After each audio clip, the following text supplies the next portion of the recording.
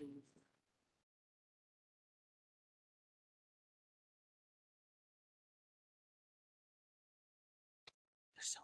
know. We all ready? All right. Good morning, everyone. Welcome to the Will County Board meeting for August 15th, 2024. I'll call this meeting to order. Board Member Winfrey will lead us in the Pledge of Allegiance and present a short reading. Good morning, everyone. Flag. I pledge allegiance to the flag of the United States of America and to the republic for which it stands, one nation, under God, indivisible, with liberty and justice for all. The reading this morning is from George Washington's Rules of Civility and Decent Behavior in Company and in Conversation, and I've chosen just 4 of those to read for you this morning. The first is, every action done in company must be with some sign of respect to those who are present. Speak not injurious words, neither to jest nor earnest scoff at tone, although they give occasion. You have to think about when George wrote these. This was quite a while ago. Be not tedious in discourse, make not any digressions, nor repeat often the same manner of discourse. And the last one this morning, labor to keep alive in your breast that little spark of celestial fire called conscience.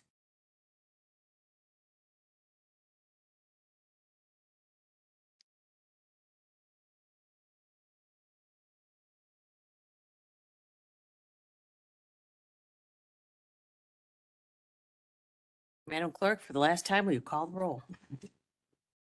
Balich. Frenier. Dean Schlottman. Van Dyne. Pretzel. Butler. Newquist. Richmond. Parker.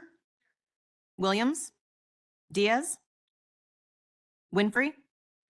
Coleman. Logan. Freeman. Revis. Mitchell. Ortiz. Berkowitz. Mueller. Costa. Ogala.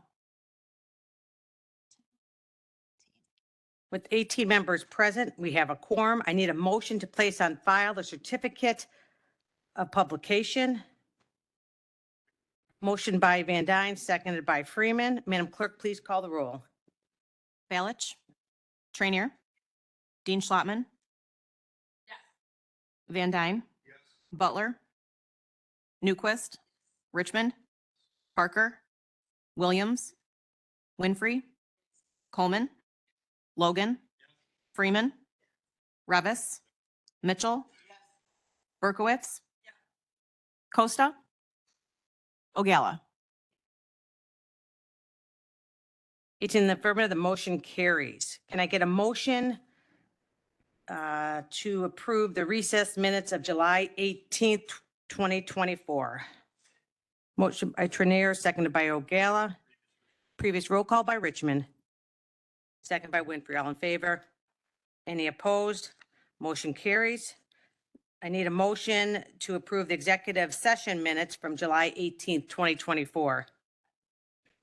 Motion by Balich, seconded by Trenier. Previous roll call by Mitchell, seconded by Dean Schlottman. All in favor? Any opposed? Motion carries. Madam Clerk, will you please acknowledge elected officials and media present today?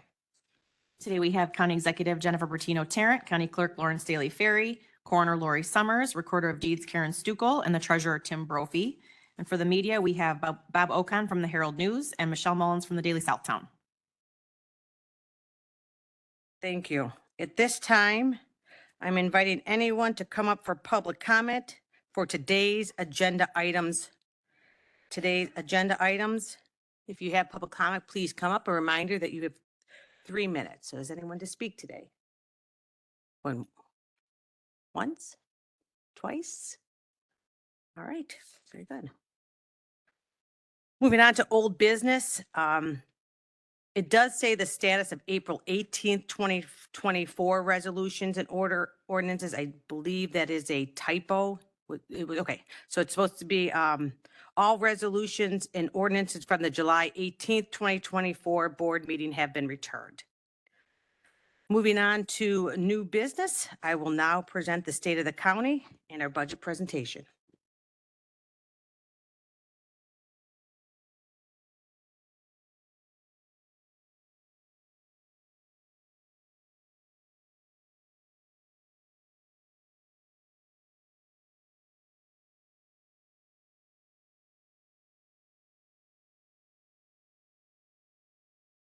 You're on. Thank you. Perfect. Thank you. So good morning, everyone. I'd like to welcome everyone for being here today. Chair Ogala, Leader Ballage, Leader Trenier, and members of the county board. I'm glad to highlight this morning our progress as a county over the last year, share the steps that my administration has taken for continued growth, and present the proposed budget for the upcoming fiscal year. It cannot be stated enough that we are growing and changing. As a county, I believe we have it all: thriving agriculture communities, growing suburbs, and a vibrant local downtown. This regional diversity is our greatest strength and has led to a consistent growth in our residential population and local economy, but also inevitably creates struggles between different priorities. As county executive, I'm fortunate to travel all corners of this very large county. Though I see our differences, I also see similar principles in all of our neighborhoods, and I assure you there is more that unites us than divides us. As elected leaders, the voters of Will County have placed their trust in us to responsibly manage county government. This is not something I take lightly, and I remember it every day as I'm serving in this role. As county leaders, we have the potential to accomplish big ideas together. County government often goes unnoticed, and many believe they will never use our services. But if you have read in the newspaper of a person going to prison, driven on many of our hundreds of roads after it's been snowplowed, bought a home, paid a ticket in our courthouse, attended a large festival with our sheriffs present, or vote in an election, you are using county services. As a collective body, we have the potential to work towards meaningful progress to strengthen our communities, whether that's building a modern infrastructure network, investing in healthcare resources, combating the opioid epidemic with comprehensive solutions, funding crime prevention tools for law enforcement and community organizations, or finding innovative ways to strengthen our workforce and our economy. We built the first renewable natural gas plant in Chicagoland, setting the standard for environmental leadership and providing a long-term funding source that has already raised $12.9 million in gross revenue. We made important and necessary decisions on capital improvements, completing a new coroner's office and children's advocacy center, and the demolition project at 14 West Jefferson, all which I'm proud to say were on time and on budget with no change orders. We've increased our public safety spending, including creating a competitive wage so our state's attorney's office can be fully staffed for the first time in decades, and ensuring that the sheriff's department has the modern equipment it needs. Knowing that transportation means more than just building roads, we've worked to expand our vision and have accelerated planning for all forms of moving people, not just cars, including our efforts to expand dollar ride services. We fully allocated our American Rescue Plan Act dollars, which are creating transformative changes in our communities, from increasing economic development, strengthening infrastructure, and providing access to health care. These are steps to be proud of, but we should never be satisfied that we have done enough, especially because we face so many important decisions on the horizon. We are at a point where the decisions we make today will determine the direction of our county for years to come.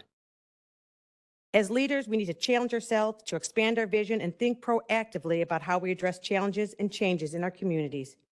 That also means expanding our vision beyond the perspective of something being a county executive or a county board solution.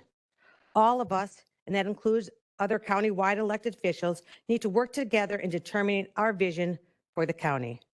So as I share the highlights and accomplishments of our county's departments, I want to note that all of our actions over the last year have been with heavy focus on the future and the steps we need to take to plan for growth.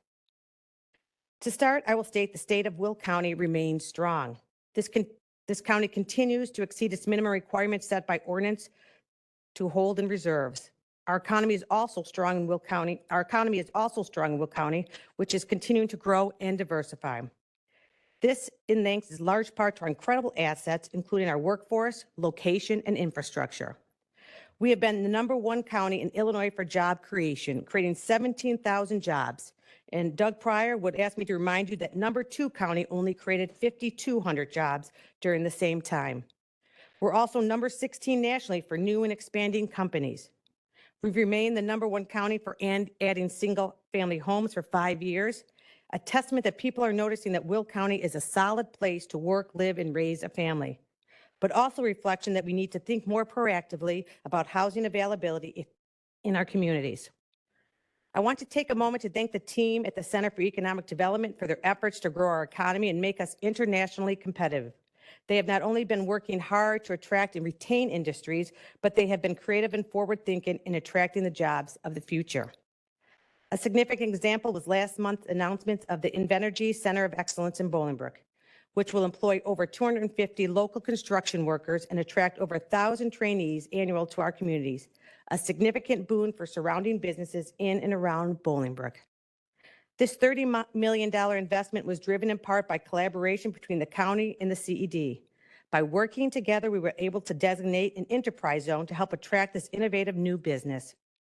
It also is the latest example of Will County's continued leadership in the rapidly growing clean energy industry. That make me laugh.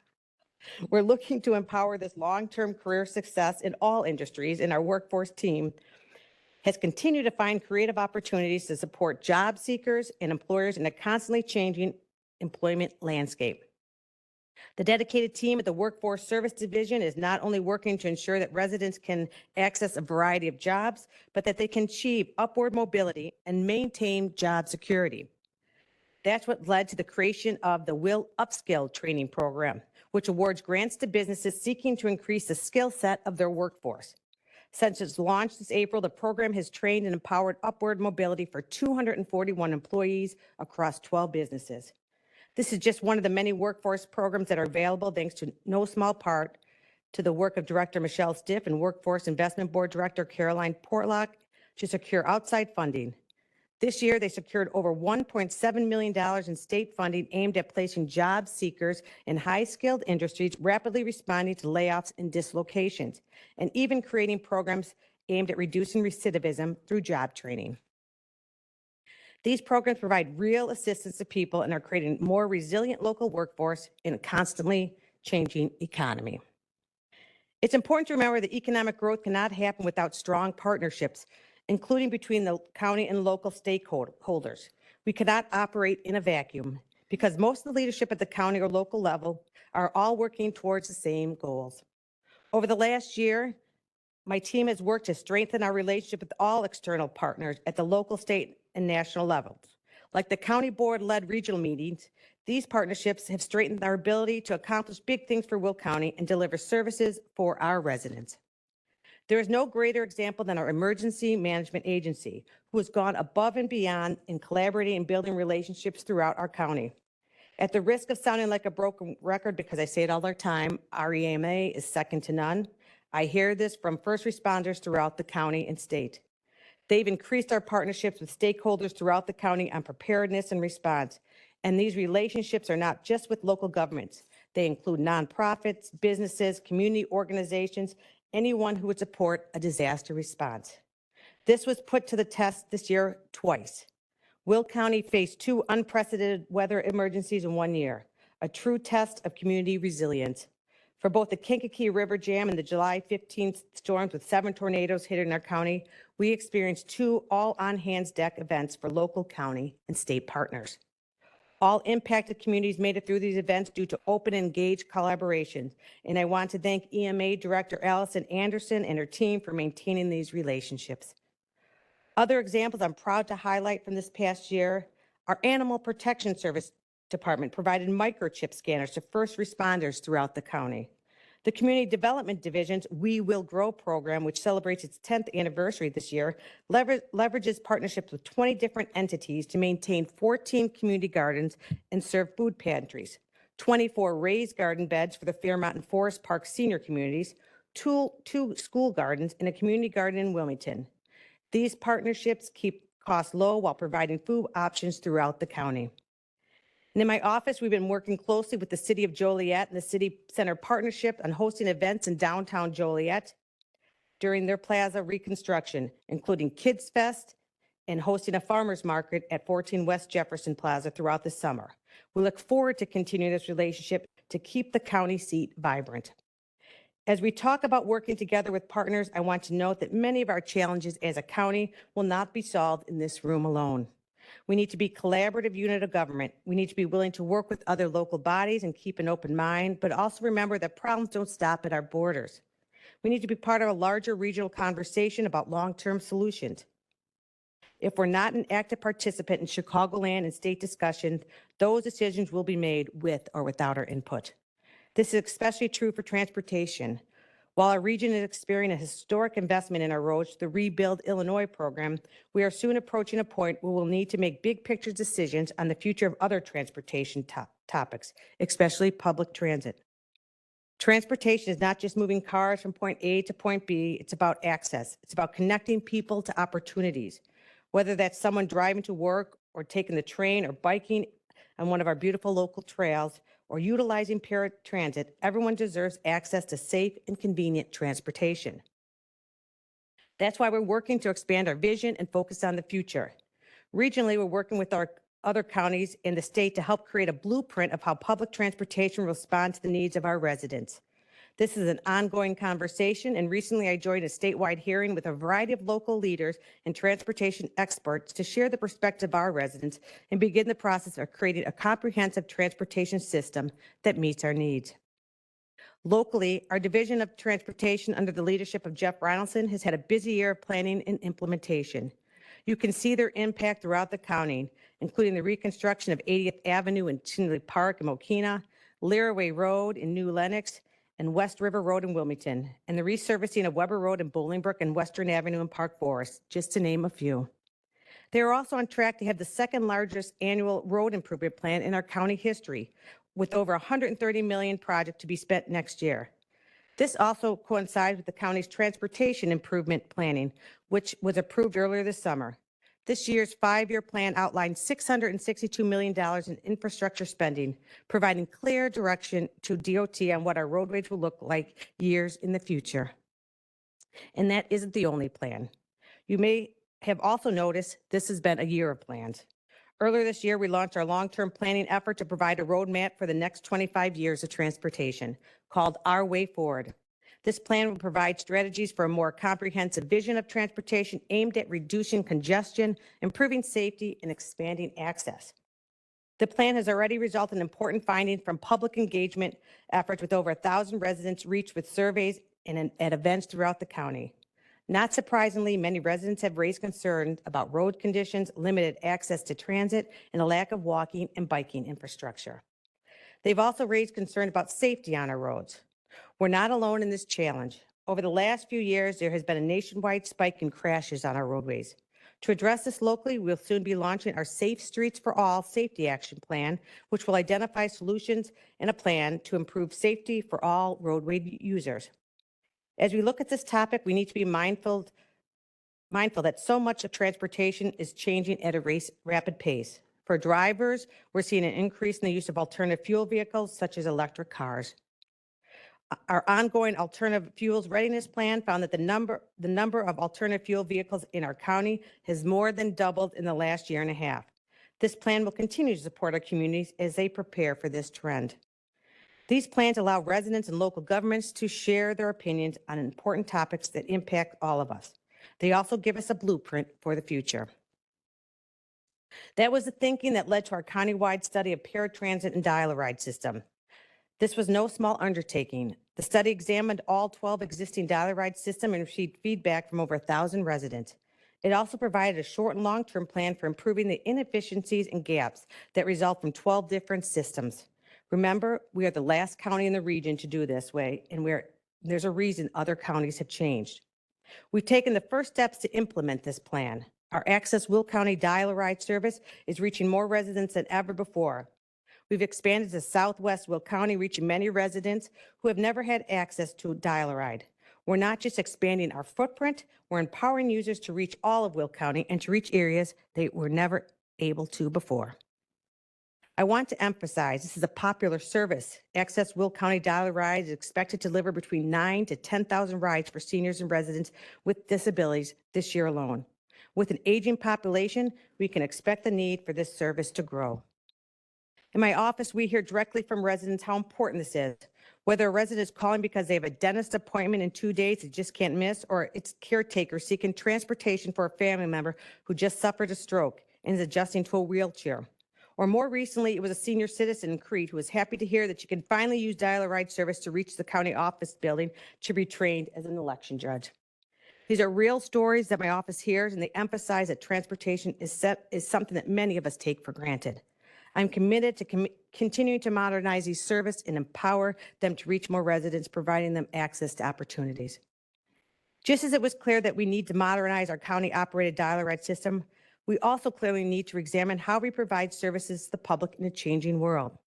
We need to make it easier for residents to access county services. The days of asking residents to drive to Joliet to fill out a form are over, or should be. Across the board, county offices have been working to modernize and service delivery. One example is the Workforce Service Division, who earlier this year launched a mobile kiosk program. 15 of these kiosks have been deployed throughout the county, providing an interactive and convenient self-service tool for residents to access employment services. For residents without access to a computer, these kiosks bring the services of Workforce Center of Will County closer to home. Another significant example is the modernization of our Animal Welfare Department.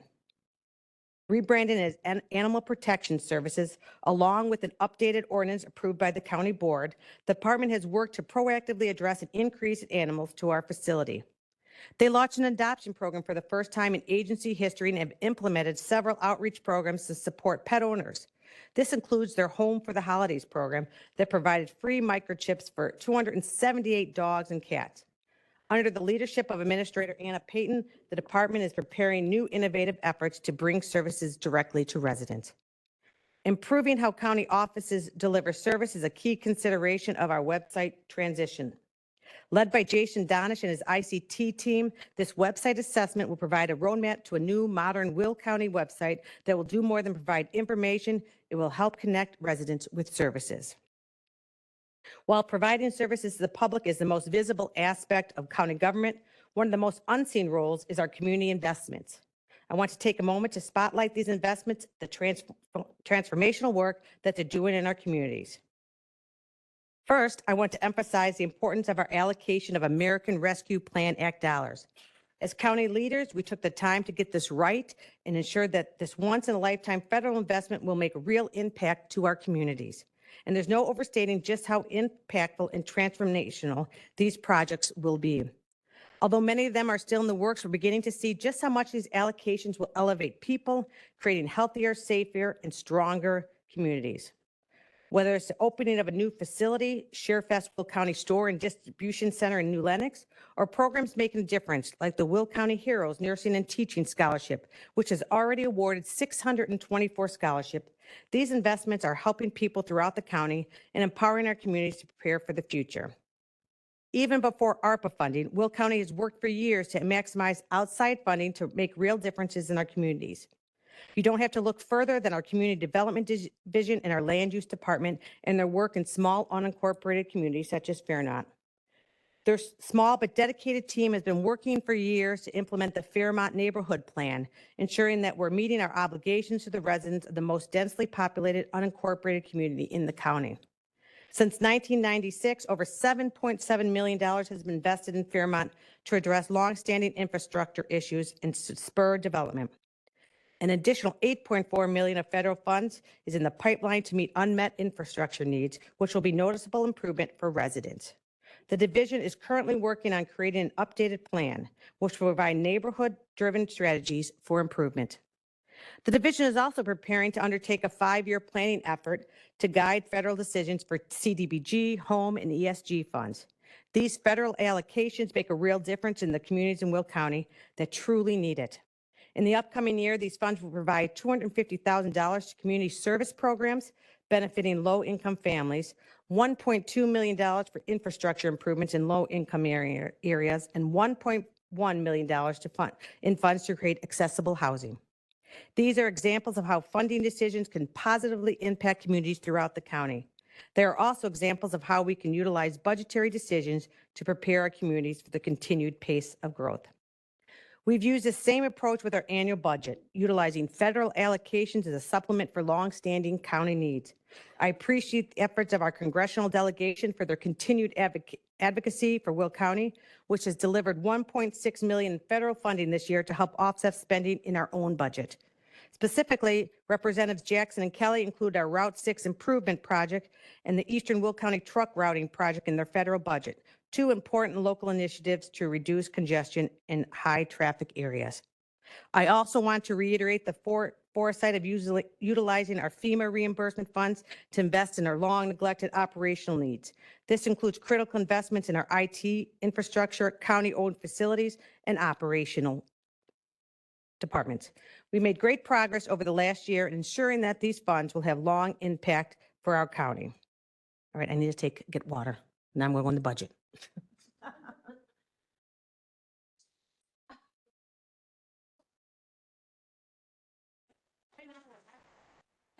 It's you. I know, I'm telling you. I'm like, you might have like, we're hot. Is it hot in here? Thank you. It is not. Look, we're even fighting if it's hot or not. That's great. No, all right. All right, thank you. Sorry. I have to like loosen up this room. All right, thank you, Mike. Really? As we enter discussion on the fiscal year 25 budget, I believe that we need to be mindful of the importance of investing in county operations. This is especially true for our capital needs. We need to be mindful of our needs today in order to avoid emergency spending and unforeseen costs in the future, which forces the county to react. I prefer to be proactive. With our growing list of responsibilities, our increasing numbers of facilities, and an ever-increasing population, we are at a pinnacle point where a lack of investment is unsustainable. This is why we implemented a 5-year capital improvement plan to ensure that we can forecast our needs and begin to prioritize where our budget dollars can impact the most. This type of planning leads to cost saving and more responsible budgeting. For example, our facilities department has continued their partnership with our Resource Recovery and Energy Division to implement efficiency projects. Over the last year, the projects have resulted in $145,000 in savings. This partnership also resulted in the pursuit of grant funds to upgrade our HVAC system at Sunny Hill Nursing Home, which will result in thousands of dollars of long-term energy savings at this 24/7 facility. We will continue to be mindful of these responsible budgeting strategies while being forward-thinking about our needs. Before presenting the budget, I would like to be direct about an important topic. As we're discussing the budget, it's easy to tap into misinformation. As we enter the budget season, I'm sure we'll have open and lively discussion. In fact, I'm expecting it. But please, let's keep it based on the facts. The taxpayer deserves nothing less than the facts and truth about our revenue and expenses. And here are the facts. Yes, our budget looks different than other counties. There is no uniform budget presentation amongst counties.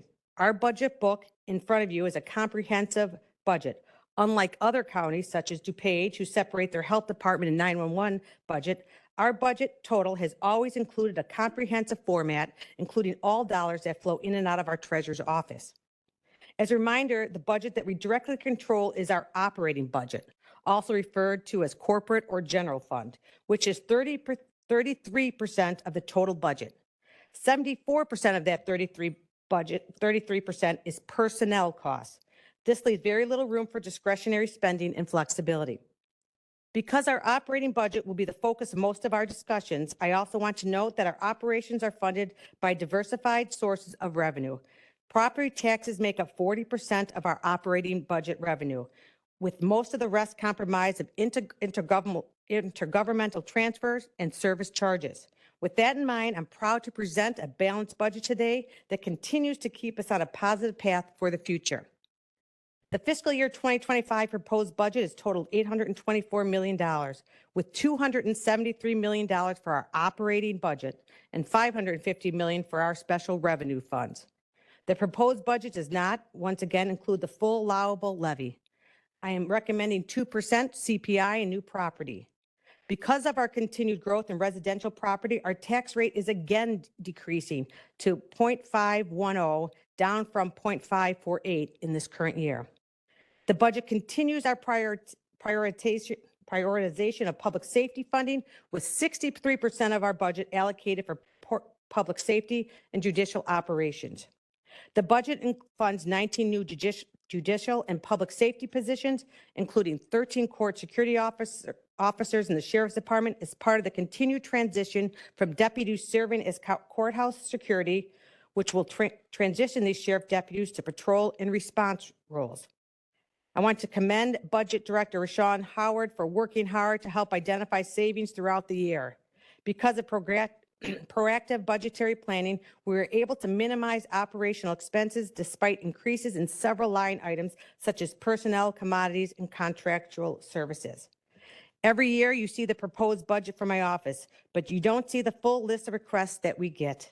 Rashawn worked diligently to reduce $19 million from these requests, which is no small task. In her words, not mine, this is one heck of a budget. She may have used something stronger, but we'll leave that to her, and I have to agree with her. So please, let's give Rashawn a round of applause. I also want to thank our operational departments, including facilities, finance, human resources, ICT, records management, and purchasing, for working throughout the year to identify savings and keeping as much work as possible in-house. This has resulted in a 6% decrease in our professional service spending, which compromises 13% of our total operating budget. The budget includes the identified projects for the 5-year capital improvement plan, with $8.5 million in capital improvement and facilities equipment replacement projects identified for fiscal year 25. In this budget, I'm recommending that we utilize $2.5 million of interest that is accumulated from our ARPA dollars to offset our capital budget. The CIP includes several large-scale equipment needs for the Sheriff's Department and Adult Detention Facility. It also includes replacing several IT equipment and software items that are at the end of their lifespans. This is another example of areas where we've historically never been proactive in our budgeting, but unfortunately, we're getting to the point that we can't put Scotch tape on some of these problems. The capital budget also includes $3.5 million to support the long-term redevelopment of our 1300 Copperfield. I'm happy to be working with Jen Solomon, the superintendent of the Will County VAC, on a vision for this space. This revitalization will prepare the building for its future purpose, providing much needed space to the VAC and supporting their goal of providing housing for homeless veterans. Capital planning decisions are some of the most important decisions that we make as county leaders. With careful and thorough planning, we are ensuring that these decisions are wise investments that will be complemented on time and on budget. We're also ensuring that they align with our goals of the county, including supporting our veterans, ensuring that our offices are prepared for the future. Another important policy decision within our budget is how we utilize our annual revenue from the Illinois cannabis sales tax. At the county board request, we are keeping the allocation of this $1.2 million the same as last year. In just 1 year's time, these allocations have made a great impact.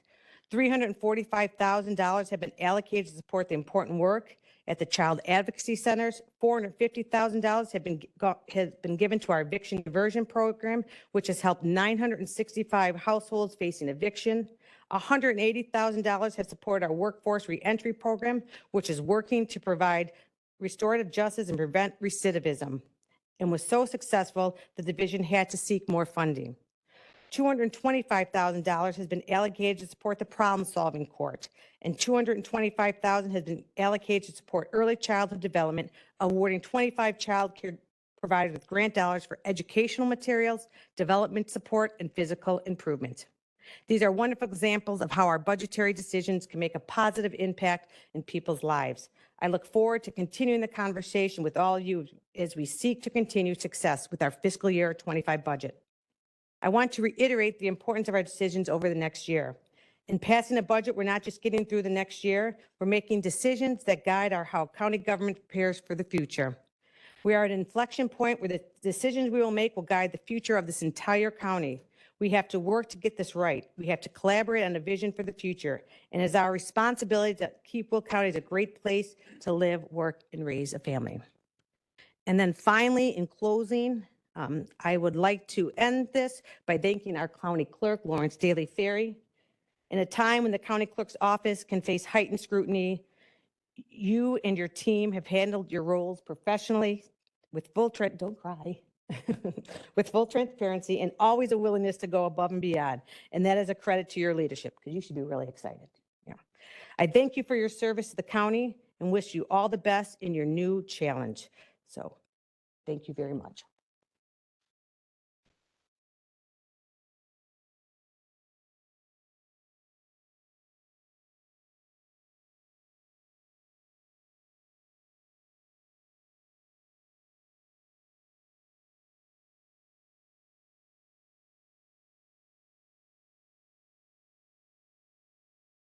It is. I don't know who's the vice president of land use? Who's the vice chair? All right, thank you. All right. So moving on to land use and development.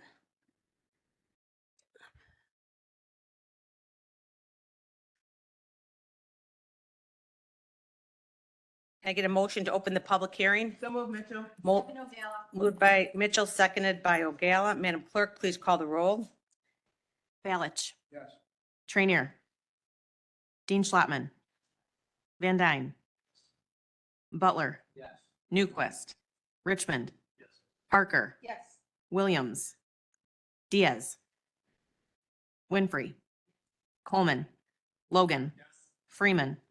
Revis. Mitchell. Yes. Berkowitz. Yes. Costa. Ogala. Yes.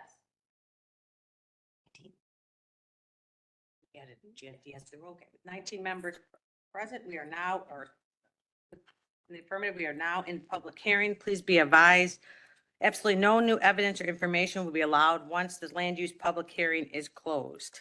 Is there anyone to speak on any of the cases that are before us? You can come right up here if you are.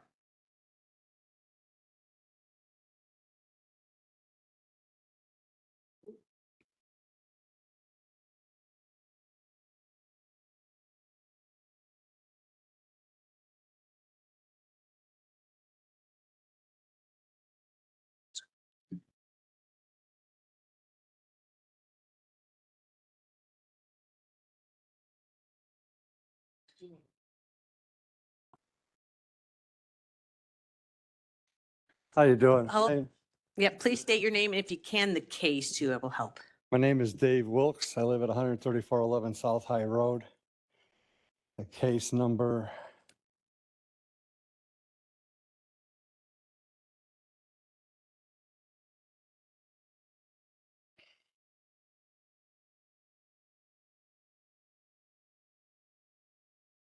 If you don't have it, that's all right. We don't, I got it. okay. ZC-24-034. Thank you.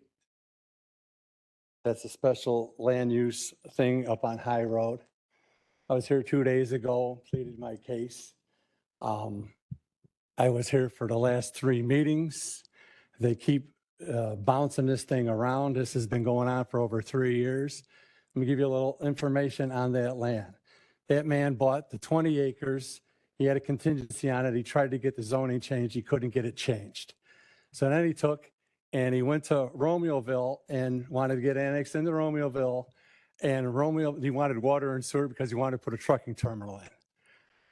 Romeoville does not have water or sewer on the other side of that canal. So they told him flat out no. Then he went to Lamont and tried to get it annexed into Lamont for getting water and sewer.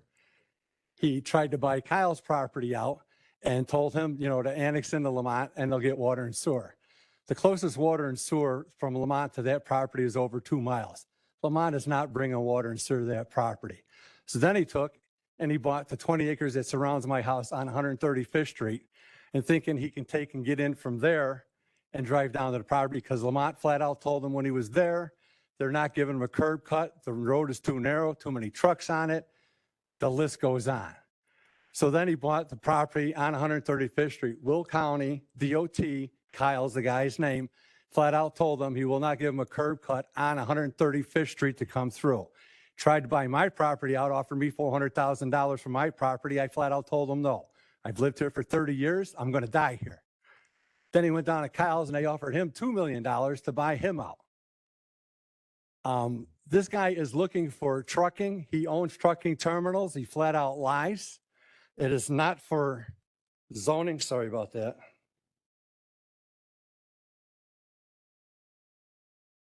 He is not going for outdoor storage. He's got on there, he wants to put cars, boats, trucks, farm equipment.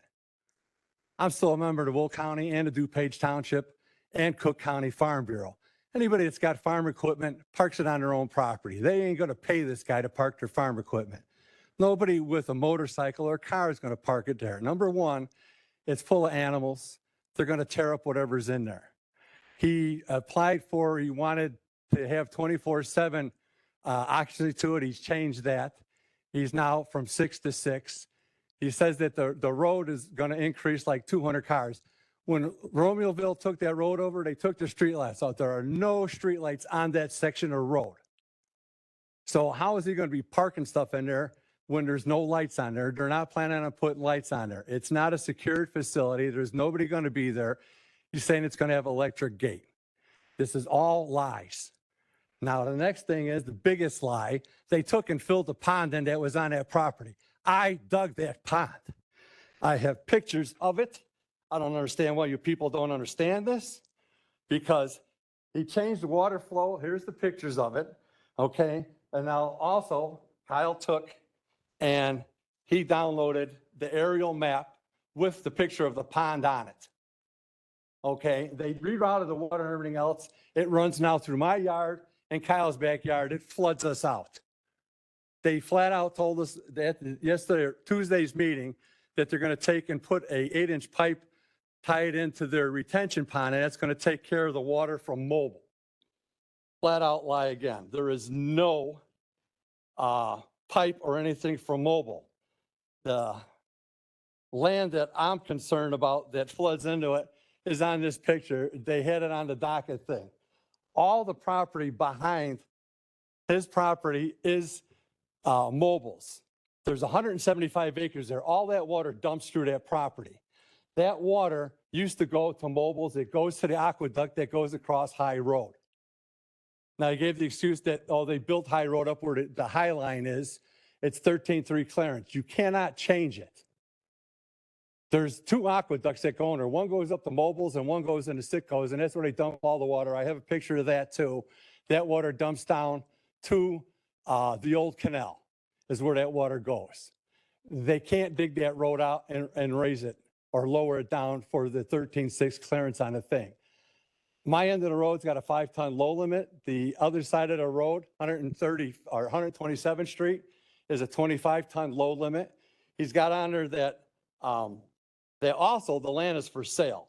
So I don't understand why you people would change the zoning and everything else for property that he's got up for sale. Here's the sign, clearly that you can see the real estate sign, okay? But the funny thing is, the zoning or the Will County board thing is buried in the weeds. So nobody can see the sign to come to these meetings or call and find out about it. That's a violation right there.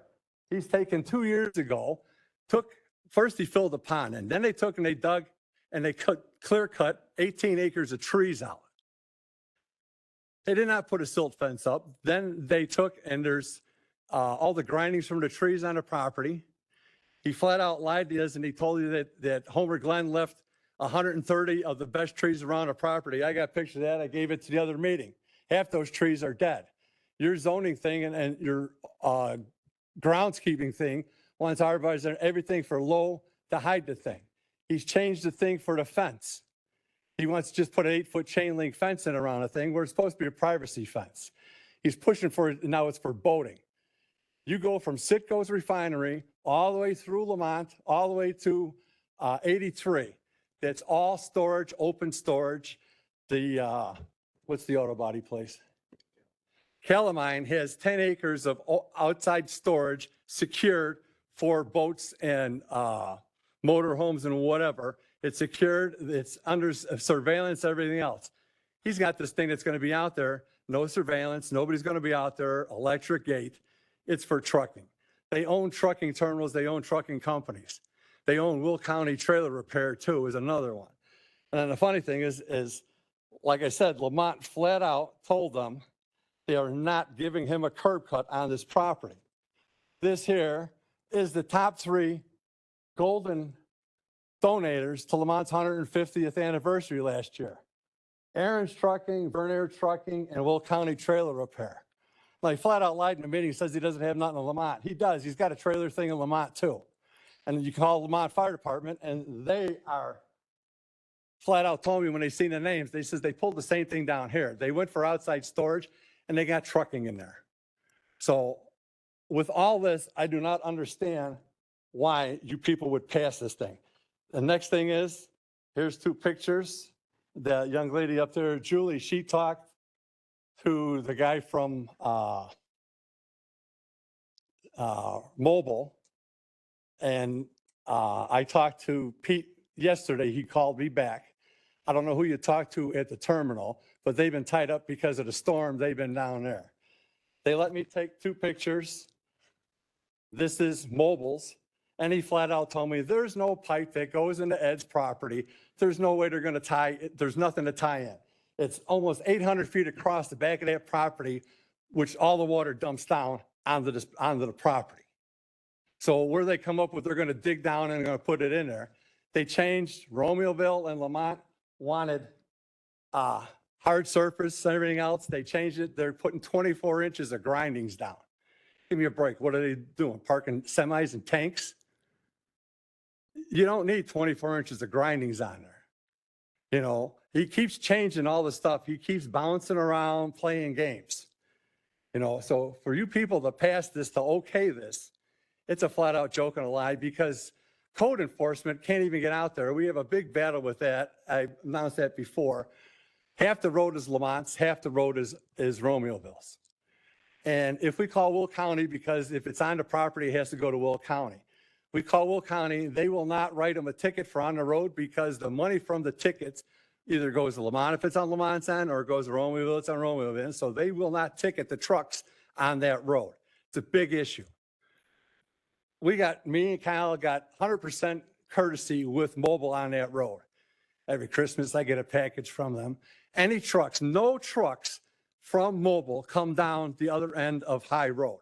They go to the terminal, they go back down to 127th Street. Any truck that does come down past our house, either me or Kyle call Tom, the terminal manager. He looks it up on his screen. They take that truck and they ban it from the plant. So they are really good about the thing. A year ago, Romeoville took and they let them close the road down because Citgo on 127 had to take and put the High Line over and across. They shut the road down. I called Dawn Caldwell up. She's the one that sent me the letter. It was going to be closed. I says, Dawn, they're going to destroy this road. She goes, oh, it's only going to be a week, Dave. Don't worry about it. In 3 days, they destroyed that road. Romeoville had to redo that entire road, their section of the road, because they destroyed it in 3 days with tankers going down that road. So I do not see how this guy's going to go in and out of there to bring trucks or tankers. And he's got on there for the thing with the sales that it's already, they have it zoned for commercial industry. He put down solar on it because anytime I say something at the meeting, they use it and they throw it on there. Yes, there's going to be 2 solar fields built in the back. One where all that water drains is going to be Mobile's, and Citgo's putting theirs on 127th and Smith Road because they have to meet the Go Green EPA schedule. And Lamont's planning on putting a road through, and it's going right through this guy's property because they're going to have to maintain those solar fields. So there's all kinds of issues with this property and everything else. I hope you people understand and realize this, look at these pictures or whatever, and not let this guy pull this. Because to me, this is a joke. And here in the center, where I got outlined on there, 45% of that property floods. That property holds water all the time. I dug that pond sits there. It sat there for the last 30 years full of water. It never drains.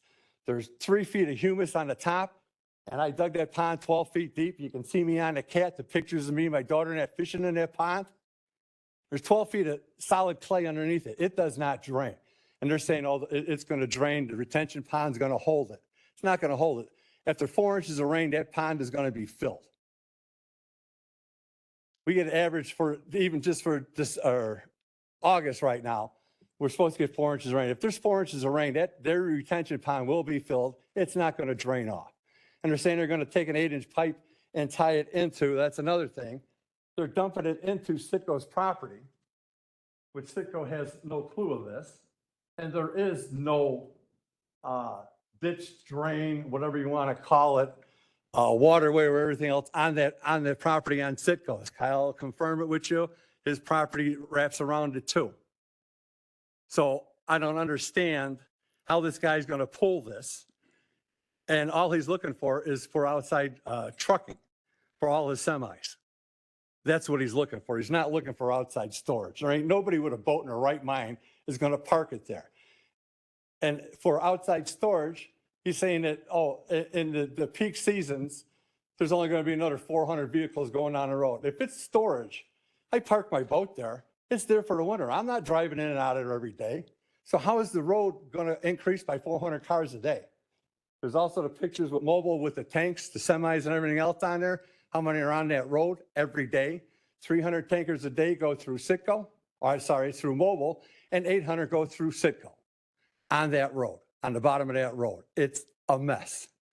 So to allow more trucks or anything else to be going in and out of that road, it's a joke. Thank you for your time. I appreciate it. Thank you.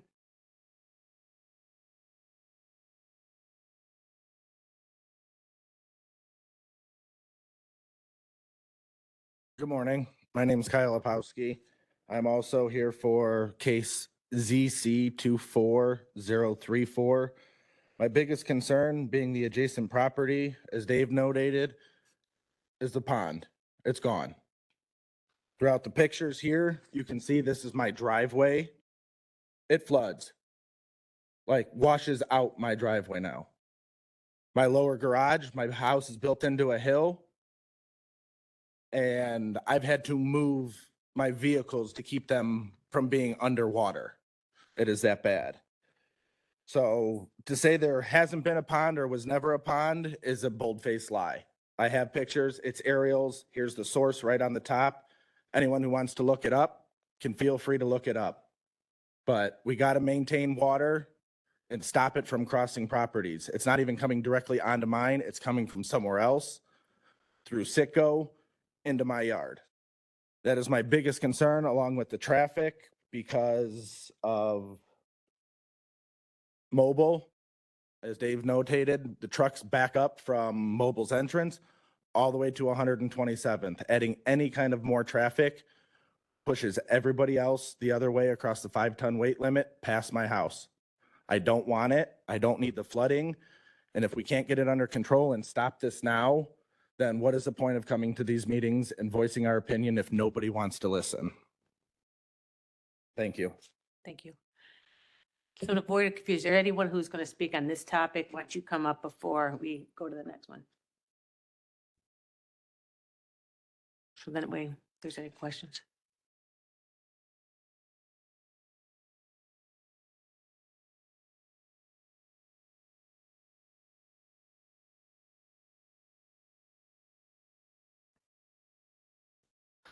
Morning, Michael R. Martin. I represent the property owner on case number ZZ, I believe 24-34. And we put on some extensive presentations in front of the Land Use Committee twice. We believe we've addressed the questions of the board, the concerns of the board. We've addressed questions and concerns of staff. Bottom line, we're not seeking to change the zoning. We're actually requesting to maintain the A1 less intense zoning and are just requesting a special use for an outdoor storage yard. With the specific restrictions that no trucking, no parking or storing of semi-trucks will be allowed as a condition of the special use, which if we violate would subject the special use to revocation. We've addressed concerns about capacity, which we believe High Road is a FAU minor collector in which it has a capacity limit set by IDOT at 6,000 vehicles. Our proposed use will add 80 to 100 in high season, which is less than 2 to 3% of the total capacity of the roadway. We've gone through our drainage. Of course, if you have any questions, we are intending to build approximate 3-acre detention pond on the property that will hold about $2.8 million or million gallons of water.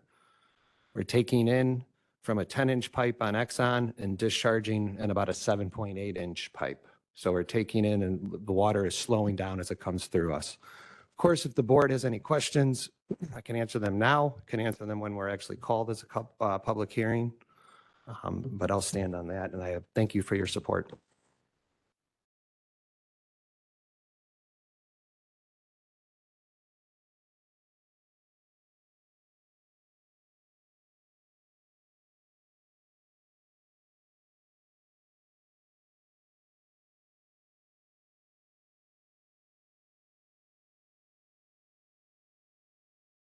My name is Richard Snow. I'm here about ZC 24-037 for the solar farm. Been to previous meeting and asked the same questions and have yet to receive any answer. One being, there's 3 parcels of ground. One parcel is they want a special use permit for a solar farm, but yet they want it changed all 3 parcels into commercial zoning. Now, by doing that, if you approve the solar farm and they have the access to it, you open up for future commercial use of that property, which abuts the Will County line, Will County Grundy line, and I live right on the Grundy side. No one's given a reason why, they have to have all 3 parcels, changed when they have individual parcel numbers.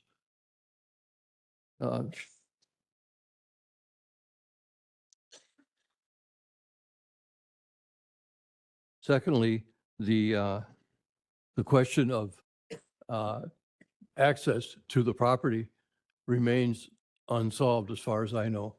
I mean, last I heard, Manuka was not going to allow it, and they can't access it from any other direction other than through the roads coming out of Manuka. So haven't heard anything on that.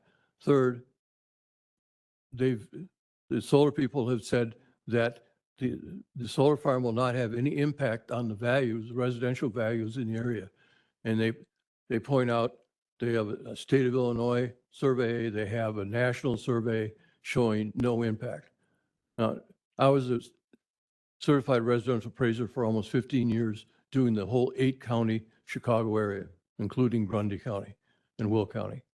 And my experience, when you put commercial right next to a residential area, it has an impact. And what I experienced over those years was that it impacts the value anywhere between 5 and 15%. They initially said it will enhance the value. Then they came back and he said, well, no, actually it'll decrease the value by 2.9%. Now their latest letter out says that, their surveys say it won't have any impact.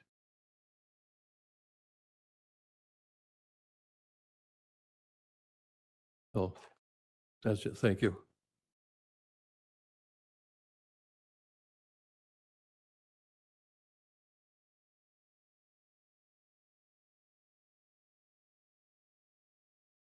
Good morning.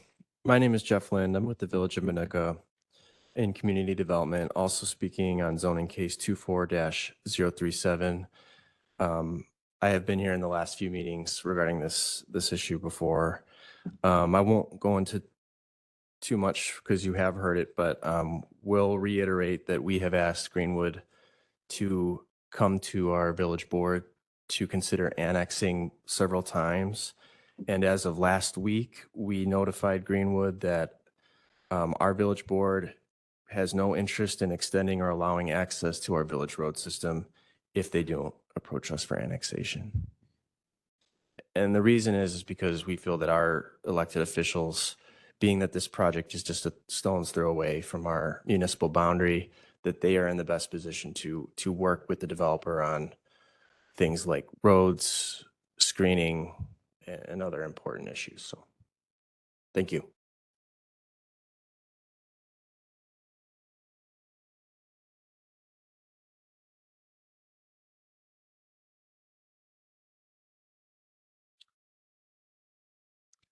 Good morning. Good morning. Before I do anything else, I do want to address the board. Please say your name. My name is Glenn Lindquist. I live in Manuka, and I'm down the street from Mr. Snow, who spoke previously, and And I also will be impacted by this 21-acre solar farm, which is going to be right in view, 1,000 feet of it will be in full view of my house. And needless to say, I don't like it. But before I make my comments, can I submit this? This is a petition that went around Manuka. We have 110 signatures. It was easy to get. The vast majority of those signatures are from Manuka residents who are opposed to this solar project. Some of them are from Plainfield, a few are from Joliet, and a few are from Shanahan. And I talked to very few people who thought putting a solar farm in over there is a great idea. Nobody wants that solar farm. I guarantee it. All right. But let me go into a couple of things here. First of all, the reason I'm coming to speak is I'm asking the board to deny a special use permit for that 21-acre solar farm.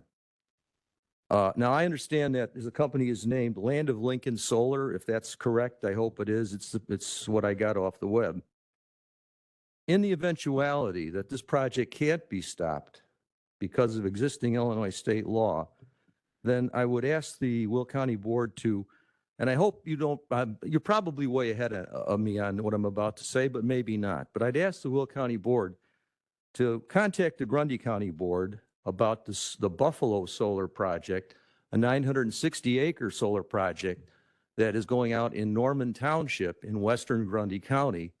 They had to go into extensive negotiations with Buffalo Solar about all kinds of stipulations that they wanted to be put into the paperwork regarding that solar farm. And apparently they were pretty successful in getting a lot of these stipulations met, okay?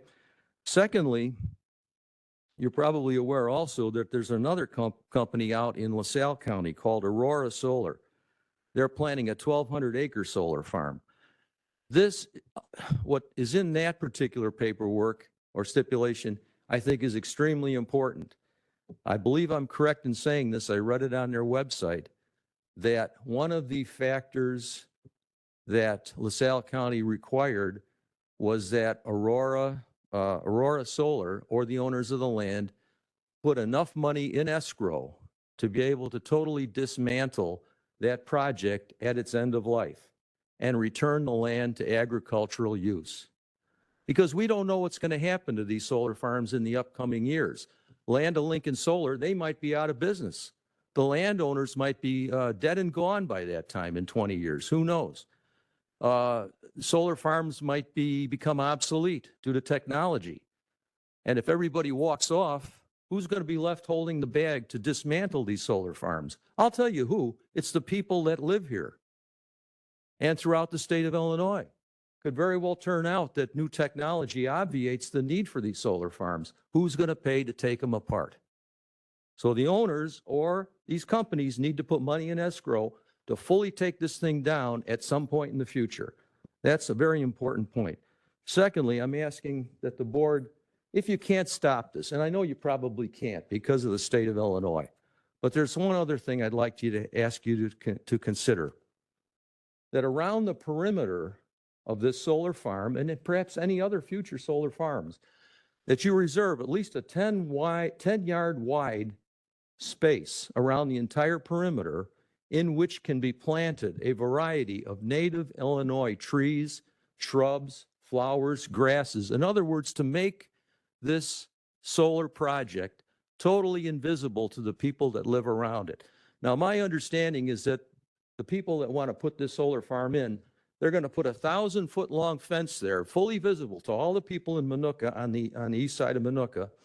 And then they're going to do us the favor of putting in a bunch of small, probably a 1,000-foot-long line of identical shrubs that will take several years to reach the height of 7 foot, which is the height of their fence. You know what? Why bother? You may as well just leave the fence there.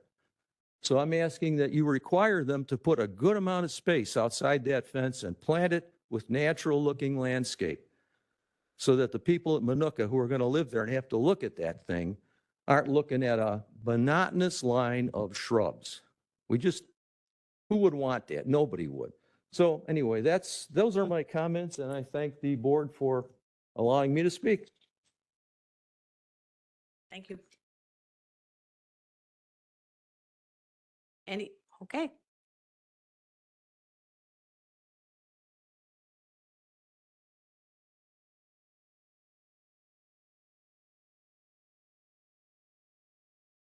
Good morning, members of the board. My name is Angela Feria.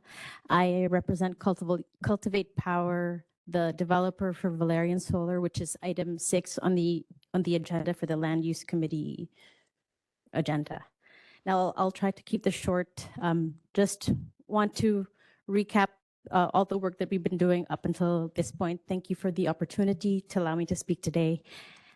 Just to summarize how the Planning and Zoning Commission and the Land Use Committee vote went. So in the special use permit for a 4.48 megawatt facility, it was approved, recommended for approval at 6-1 for the special use permit. And then for the variance of mowing from 5 to minimum of 2 and a plant height from a maximum of 13 inches to 24 inches, it was recommended for approval 7-0.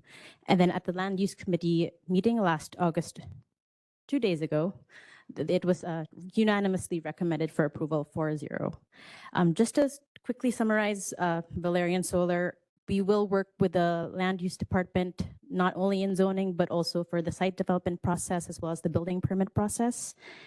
And in terms of the outreach, what's important to us also is public input. So we did engage with the Elwood Fire Protection District, the village of Elwood, which is right around the corner, the city of Joliet, as well as neighbors. So neighbors, of course, carry very much weight in terms of making sure that we design the site that's not only compliant with the state statute and Will County ordinance, but also that helps address any of their concerns. And I personally spoke to at least 5 of them. We held an open house at the Elwood Silver Dollar, and overwhelmingly the sentiment was either neutral or positive or no issues with the project.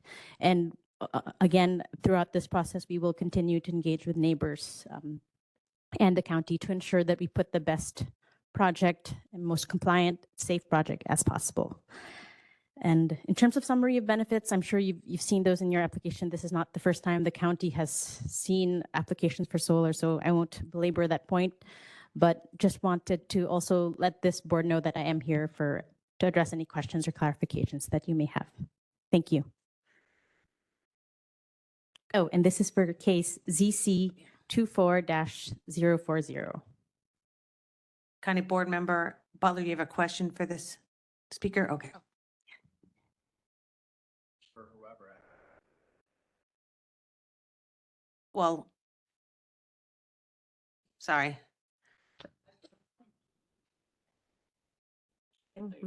Yeah, I was Yeah, just okay. curious about the weeds. Has there been a requirement that these be native species?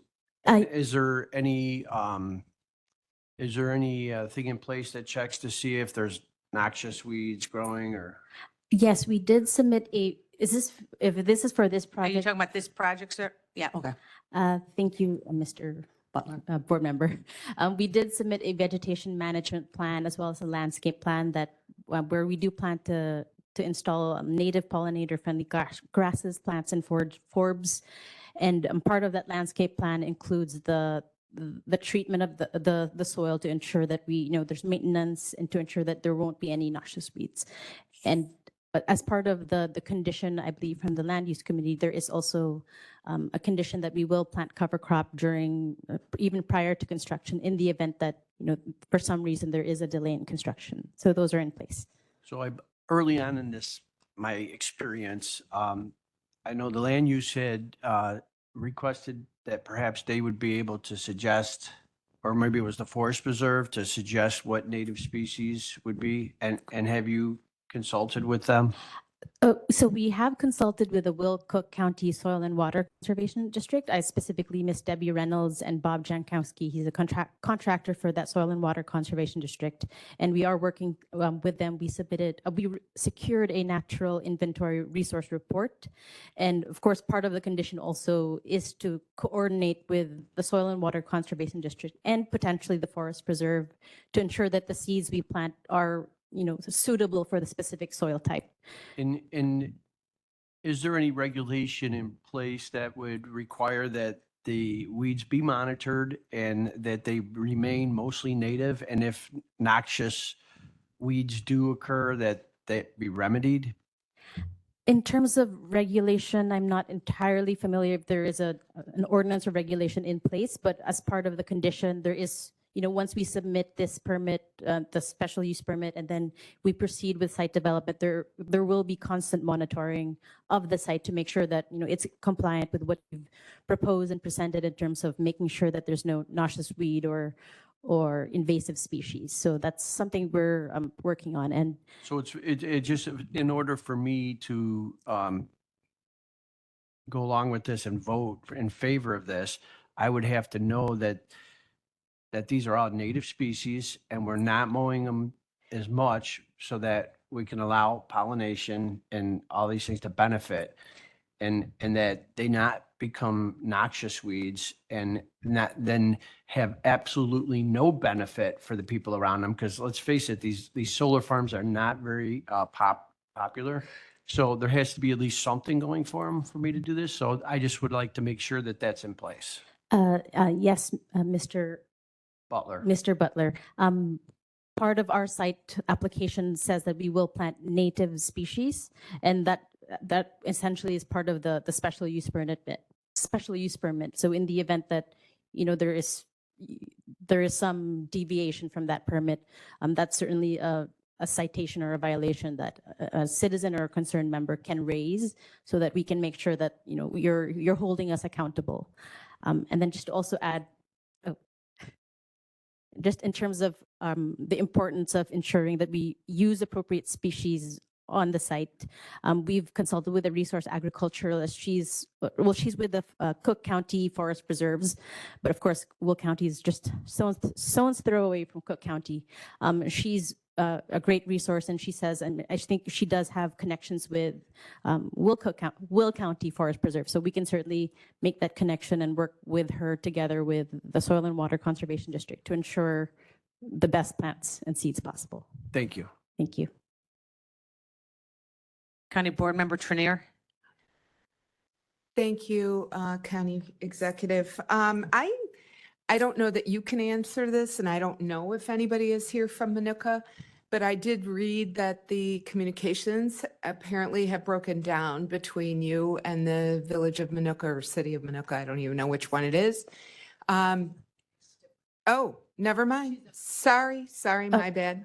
I'm good. Okay. I have no questions. then. Okay, thank you.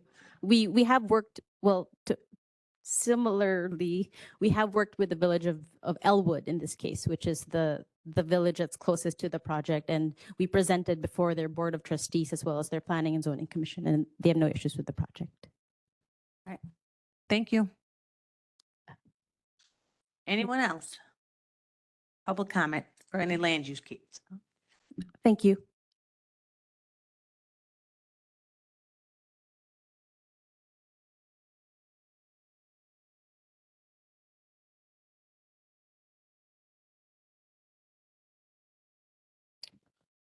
Hi, my name is Dan Crumrine. I'm with Greenwood Sustainable Infrastructure. Just wanted to come up here and provide some clarity on a couple questions and issues. This would be for case number ZC 24037, a 21-acre solar farm. So I just kind of wanted to touch on a few things that were brought up just a few minutes ago. To be clear, the special use permit is only for the middle 51-acre parcel of the tract of land. We would not be rezoning. And as far as property value, obviously this has come up numerous times. Last week, we did forward a memo that provided a Will County specific real estate impact assessment, which outlined some findings. There was little to no consistent negative impacts found on surrounding real estate. So please take a look at that. It's around 30 or 40 pages, but it goes into the weeds on many different points. As far as The decommission bond that came up briefly. Obviously, this is a requirement by Will County. Preliminary decommissioning plan has been provided. There also is an executed AMA with the Illinois Department of Agriculture, which outlines the decommissioning process, so on and so forth. There has been screening added to our updated engineering designs on the western side. So that would be towards the subdivision to the west, around 1,000 feet away. Typically, we do default to evergreens in that situation. Planting height, they're around 4.5 feet. If there is a suggestion outside of that, we're more than happy to hear that out during the construction permit phase when we get into the weeds more with the needs and wants of the citizens and municipalities in the county. As far as the village of Manuka is concerned, recently I know there was a question that was briefly brought up a few minutes ago. When we first started this permitting process, obviously we're in a very competitive industry. And we're looking at all avenues in order to get our projects permitted. So we looked at both going through the village as well as Will County. My understanding was the village could not commit to a timeline of the permitting process where Will County could. So that is the route that we went was to permit through Will County versus the village. It was somewhat of like I said, we're in a competitive industry. We needed to get the permits in order to claim the capacity on the substation and the feeder lines. So we felt that was the best decision. Trying to think if there's any review in my notes here as far as any other concerns that just came up. Western screening, as well as I should mention too, through the IPA, the Illinois Power Authority, there has been a preliminary agrivoltaics plan that has been submitted to them. So that will allow for dual use, agricultural and the solar field. And that varies. That could be from planting different types of crops or something of that nature, as well as grazing certain livestock on the facility. So that is also, like I said, has been submitted to the IPA. We're also bound by the state of Illinois to plant native grasses and pollinators, which just came up, and those do have to be maintained. My understanding, if they're not maintained, that would violate our special use permit and would open us up to potentially getting it revoked. So just kind of wanted to touch base on a few of those concerns. I think you're gonna have a couple questions here. Sure. So, County Board Member Trenier. Thank you. I have the right case now. Sorry about that. Do you have, I understand you're not talking with, or Manuka is not talking with you. Is it because you filed the case or, because that wasn't real clear with what you said? Yeah. So we did have initially a back and forth with the village. And it seems like last week we received an email. We're working on the access road, so on and so forth, and their needs and wants. And then we learned that they are not willing to work with us on the access road unless we annex to the village. So our intention here, is to work with the county, work with the village.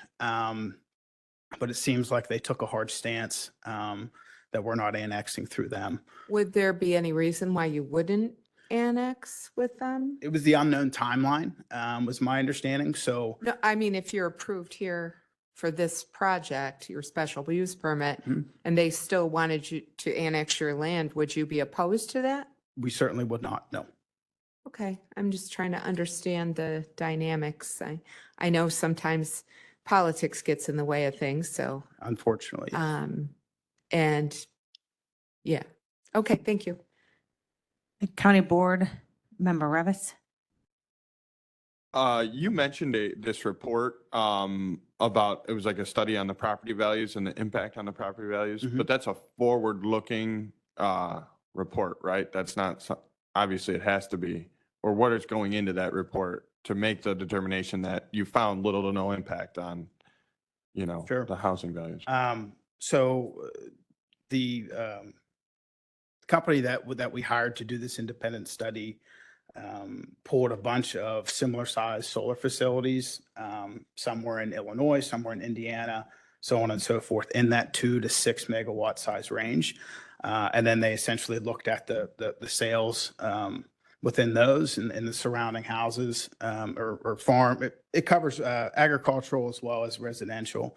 And found zero to no impact as far as that goes. There's also, I believe they interviewed 75 county assessors, many of which were in Illinois, stating that they see no correlation between solar facilities and decreased home value or decreased home sales.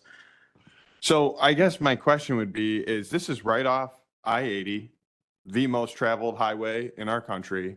I mean, I just can't imagine a report could take into account an area where like where the solar farm wants to go. I mean, very few places in the country match the characteristics as this location, the type of population growth we're seeing in this side of the county, the busyness of the highway that runs right through it. And that, I mean, many of the conversations we talk about are trucking and, how do we manage all the use of our roads? And I understand solar is a use for land that doesn't require additional transportation and things like that, but that takes away the use of this highly valuable piece of property for other things. So I'm just a little concerned with its location. I don't think it's the right fit. Knowing Manuka, the community that it sits in. So, I'm not feeling like the presentation in front of us meets the threshold for me to support this project at this time. So thank you for coming. Sure. Thank you. County Board Member Newquist. Thank you. Just a couple of points. I just want to clarify. So it sounds like, and is this your understanding, that the Village of Manuka would not object to this if you annexed into the Village of Manuka? Obviously, I can't speak for them, but I would think so, yes. That is your understanding. Okay. And then to Board Member Trainier's point, if we approve the special use permit and you then annexed, would that even still be a valid special use permit? Because at that point, you would be under the jurisdiction of the Village of Manuka. And then my other question is, you mentioned that you were looking to do the pollinator program with reduced mowings, et cetera, which is great. But there's nothing in your request. We typically have to give people a variance as to the number of mowings, and I don't see any, for that pollinator program. And I don't see anything in your request to that effect. And I may just be misreading it, but I wanted to point that out. Thank you. Okay. Follow up, County Board Member Trainier.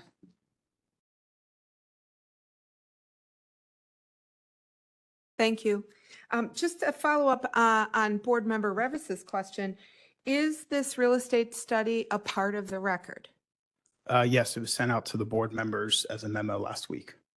Okay. I think it was sent Friday the 9th, if I believe.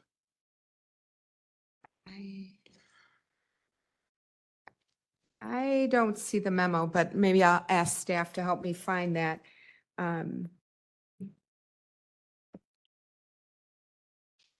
Thank you. That was my only question. All right. Yeah. Oh, sorry. County Board Member Mitchell. Can we have Manuka come back so that we can?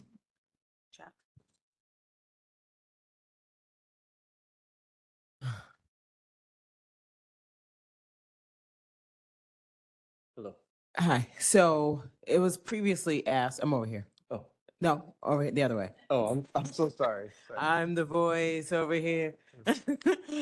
It was previously mentioned that the project is a no-go because you wanted to annex this land. Is this true or not? Is it okay once they annex? What's the story? What we would like to see as staff and the village board in Manuka is, being that the state law is as it is, that the annexation process allows us the best opportunity to look out for the wants and needs of our residents.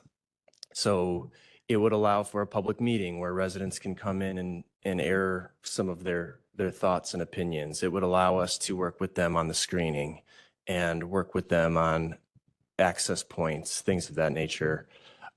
Whereas if they go with Will County, and even if they come to us to annex after the fact, we feel that we've kind of lost that.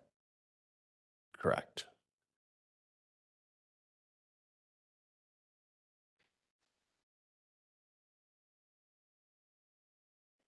I have a question for Mary in that case. So can I ask this now or should I wait till after the hearing?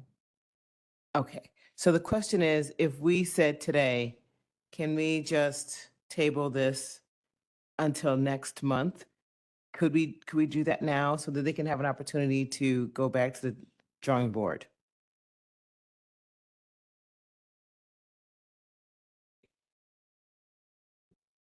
Not at this moment. Right. Okay. You could do it this not at this point, but when we get back to the meeting, you could, that would, when you make your request. Okay.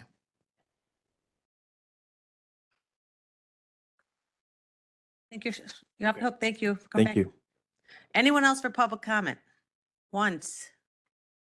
Twice? Okay, very good. Can I get a motion to close public hearing? Motion by Parker, seconded by O'Gala. Madam Clerk, please call the roll. Balich. Trainier. Dean Schlottman. Van Dyne. Butler. Newquist. Richmond. Parker. Williams. Diaz. Winfrey. Coleman. Logan. Freeman. Revis. Mitchell.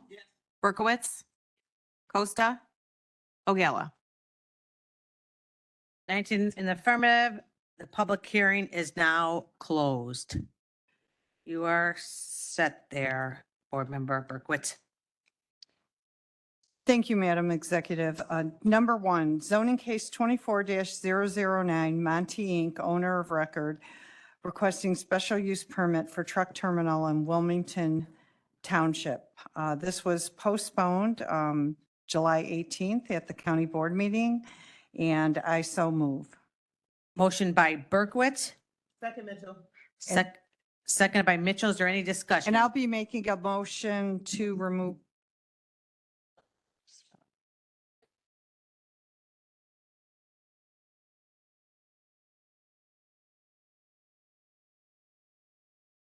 Motion to remove this from the agenda today.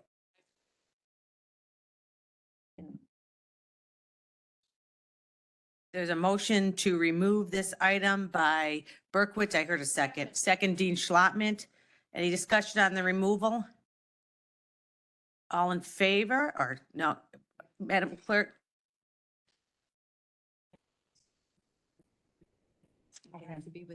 Can you clarify? And the- Madam yeah. Executive, I'd like to place on record that the reason for the motion Thank to you. withdraw is by the attorney. All right, thank you. Thank So we you. have a first and second. Madam Clerk, please call the roll. Oh, I'm sorry. County Board Member Van Dyne. Yeah, thank you. Quick question. I was aware that motion may be coming to remove this item, but I just want some more clarity on the reasoning. She just said the attorney's request. Oh, Yes, is the. I'm sorry, I missed that. I was attorney's That's fine. request.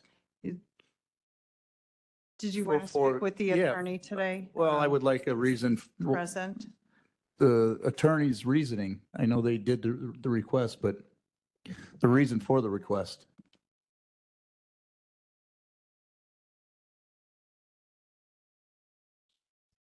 Yeah. We're having staff come up. Okay, we're going to, Marguerite's coming up. She can explain. thank you, yeah. Marguerite. Good morning, Marguerite Kenny with Will County Land Use. I've had conversations with the applicant and the attorney with regards to this particular use, and due to their operations and miscommunication. They are operating a truck repair facility and not a truck terminal. They will not be parking semi-trucks on site. So this use would be automatically permitted in the I-1 district. They still would have to get site development, a commercial building permit to retrofit the existing building, but the use of a truck repair facility would be a permitted use as motor vehicle repair. So they withdrew this request because it's not a truck terminal. Correct. Okay. So we're withdrawing? Okay. Okay. So Madam Madam Clarify, you're going to have a Executive, motion to withdraw. motion to withdraw. Okay. Motion by Berkowitz, seconded by Dean Schlottman. Any discussion on that? Madam Clerk, oh, I'm sorry, County Board Member Richmond. So I do have one question. How many trucks are permitted on that property then in the case of if it's just a repair facility? And for how long?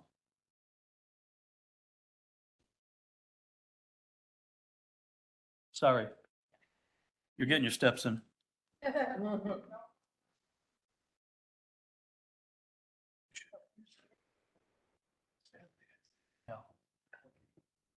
Again, Marguerite Kenny, Will County Land Use. In terms of truck repair, the trucks can stay on the property as long as they are being repaired.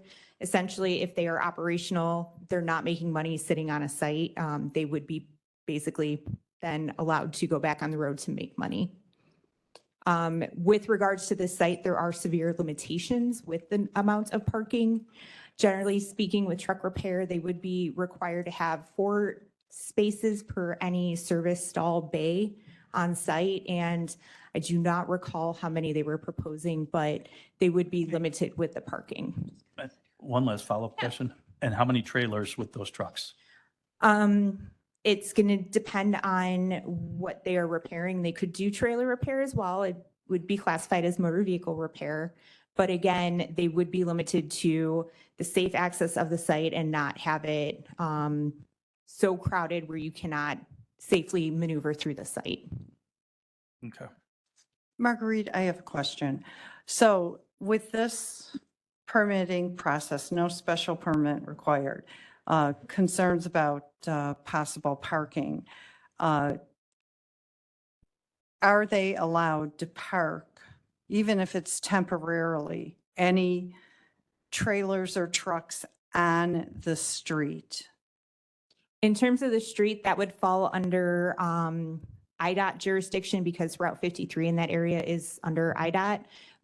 There is no access proposed along Coal City Road to the south. So it would just be potentially IDOT. If it was Coal City, it would be the township road district. So if a problem does occur, it's not under Will County's jurisdiction. The complainants would have to go to these individual. Correct. And it would be ticketed or enforced from other entities. Yes. Okay. Thank you. All right, so we've got, going to change it. It is our original motion that County Board Berkowitz made with motion to remove from the agenda. And it was seconded by Dean Schlottman. Madam Clerk, we all done with this discussion there? I want to make sure. Madam Clerk, please call the roll. This is to remove from the agenda. Balich. Trainier. Dean Schlottman. Van Dyne. Butler. Newquist. Richmond. Parker. Williams. Diaz. Winfrey. Coleman. Logan. Freeman. Revis. Mitchell. Berkowitz. Yes. Costa. Ogala. 19 in the affirmative, the motion carries.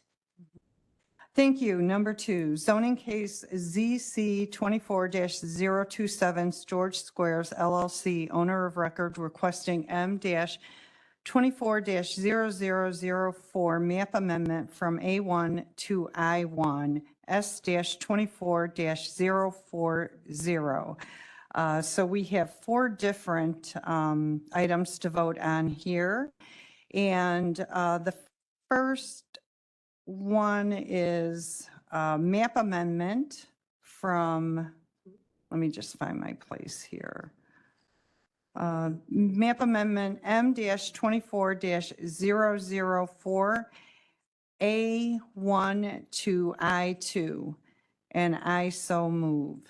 Motion by Berkowitz, seconded by Newquist. Any discussion? All in favor? Any, Aye. no, okay, Madam, that's right. Madam Clerk, please call the roll. Balich. Trainier. Dean Schlottman.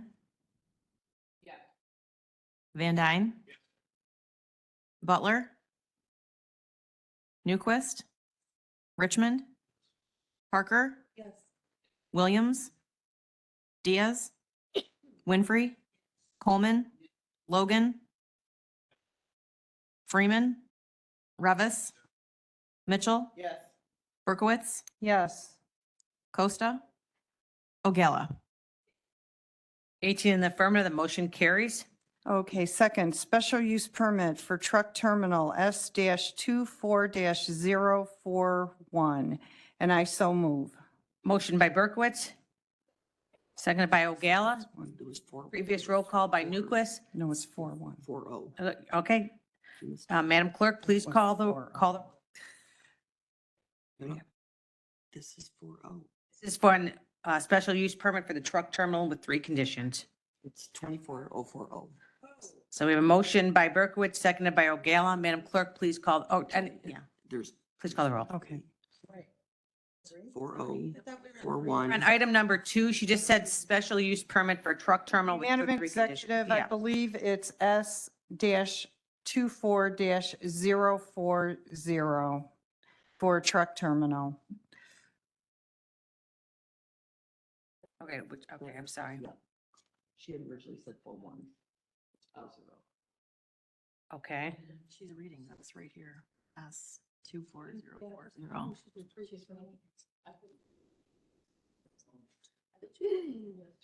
Yeah. I thought we were. Okay.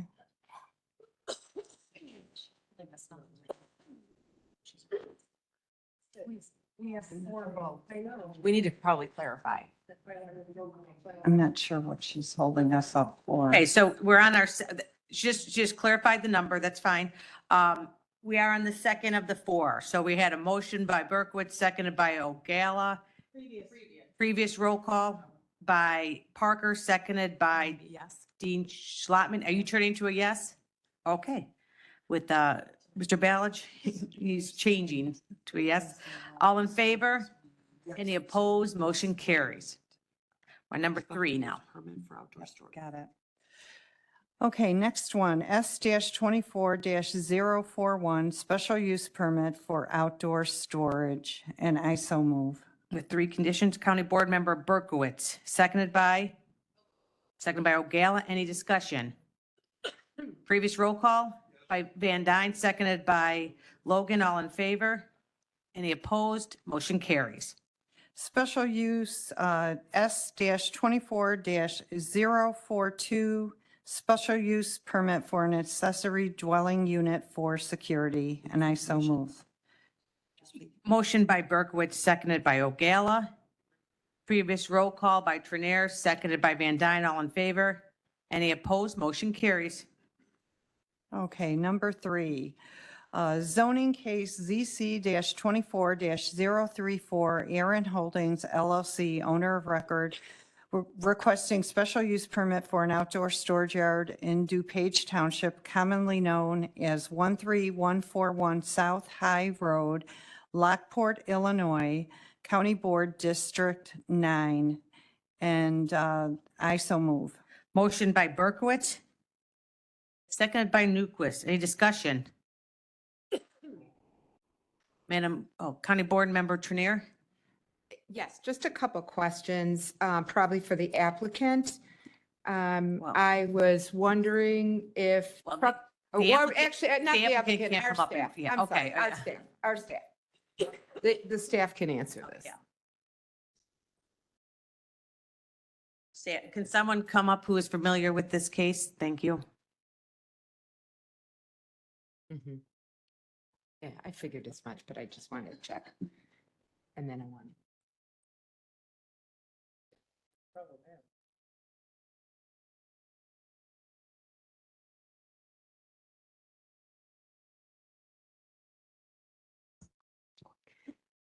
Thank you. One of my fellow board members may have already answered the question, but with this permit, if granted, if we approve this project, would truck parking ever be allowed?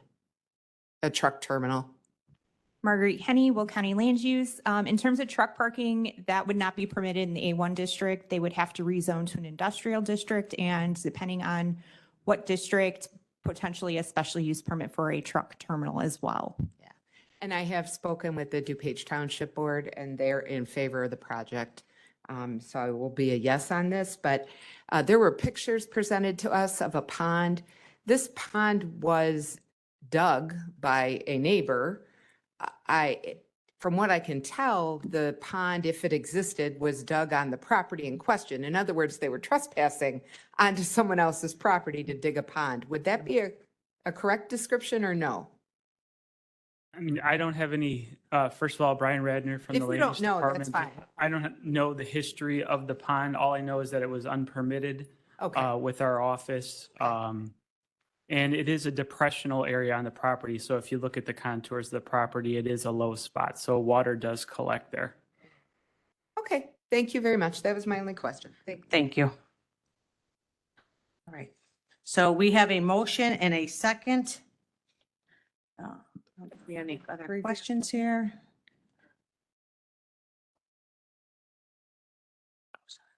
Madam Clerk, please call the roll.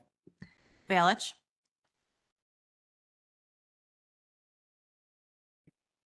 Balich. Trainier. Dean Schlottman. Van Dyne. Butler. Newquist. Richmond. Parker. No. Williams. Diaz. Winfrey. Coleman. Logan. Freeman. Revis. Mitchell. Berkowitz. Yes. Costa. Ogala.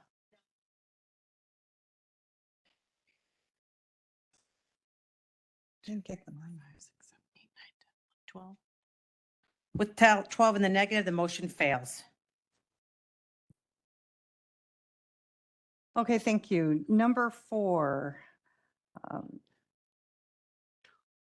Ordinance amending the Will County, Illinois zoning ordinance requesting ZC 24-036. Special use permit for a detached accessory dwelling unit.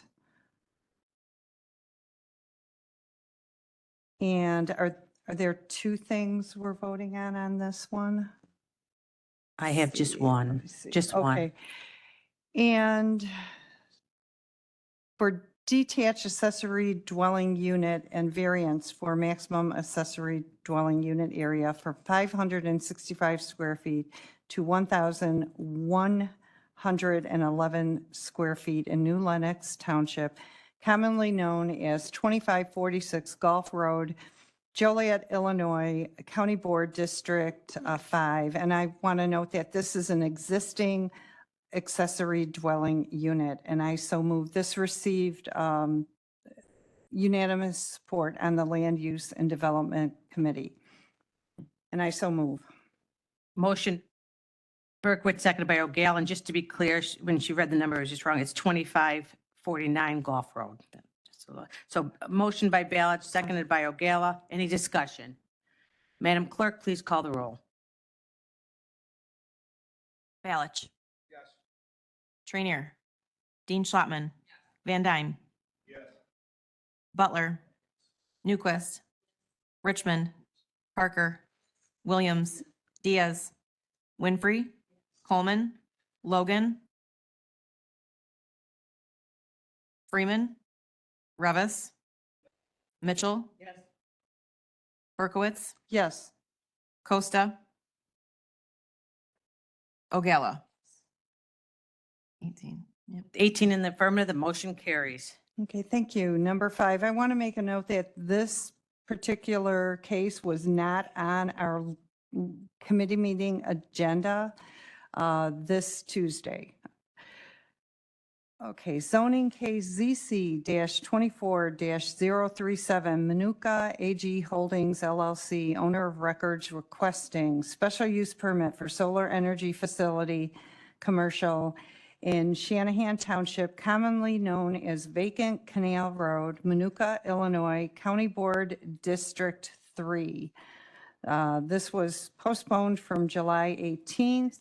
There was a land use and development committee unanimous 1-5, thereby denying this, and planning and zoning also denied it. Yeah, it's District 1 to be clear. Yeah, just a, District 1. so we, Oh, excuse me. Okay. Yes, this is in District 1. then you made a motion? And yes, and I so move. Motion by Berkowitz. There's seconded by O'Gala. I think we have, We need a roll call. yeah, we'll do a roll call, but I know we have a comment from Counselor. Okay, so an inquiry was made during the public hearing as to whether or not you were at liberty to send this back.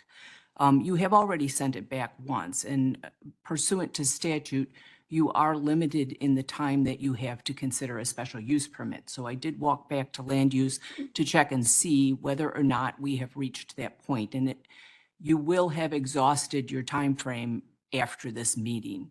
So you need to either decide it. If you fail to decide it at this meeting, then the applicant will be at liberty to file a complaint in the circuit court seeking relief. County Board Member O'Gala. I know you can never see it. I keep it low. I'm sorry about that. I just have a question for land use, if we could have you guys come up to the podium. I just wanted to ask a question. So my understanding is there's 3 parcels here and they're going to change all 3 parcels to commercial. Do we do that? Is that typical of what we do when a solar facility comes in?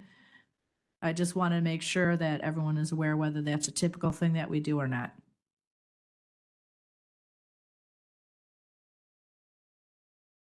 Marguerite Kenny, Will County Land Use.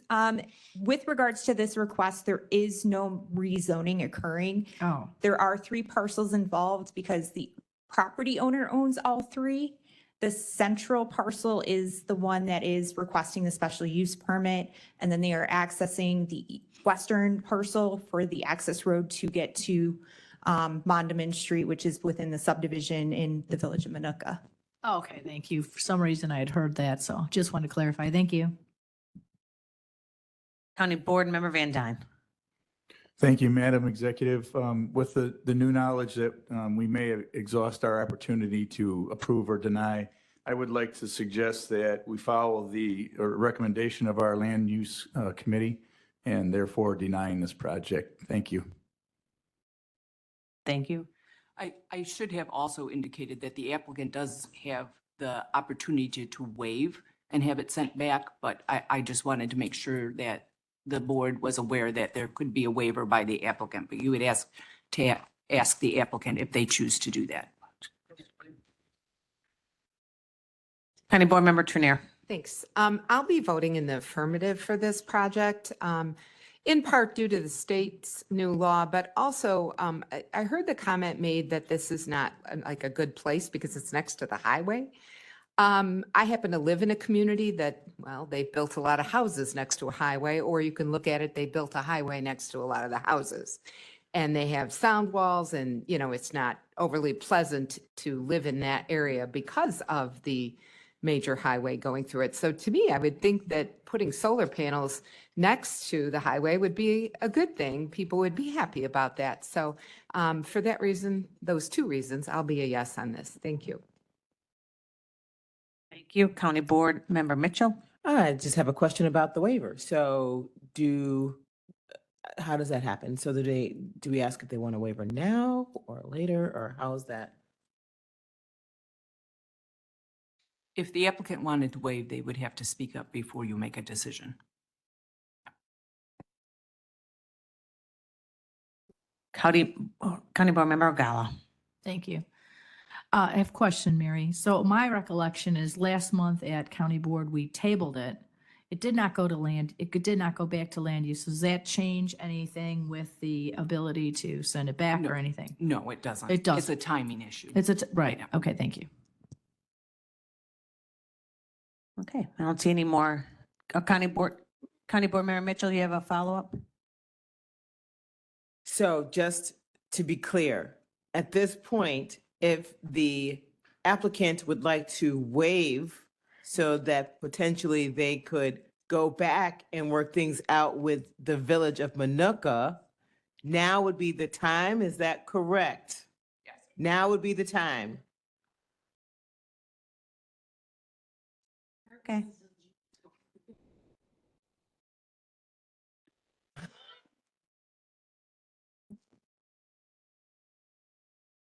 Mary, can I ask you a Oh, yeah, question? Yeah, please. So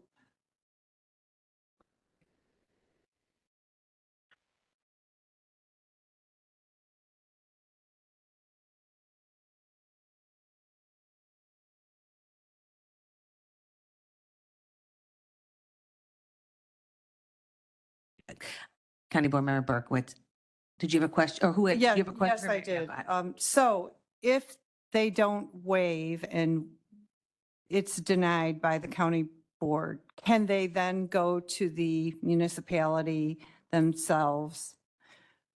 Do they have that ability You mean to And- seek annexation?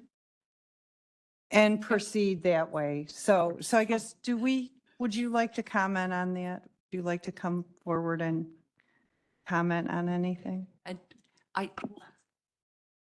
Hold on a second. I get what you're doing and I appreciate it. I just want to make sure that in the middle of a meeting that this can be done because we were, when we had the hearing and that was an opportunity. So I just want to clarify that we are acting appropriately at this time to have people Well- come back up.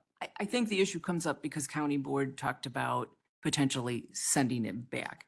And so I clarified. I think the only thing the applicant can do at this point is indicate whether or not they're willing to waive or not. They cannot speak any further regarding it.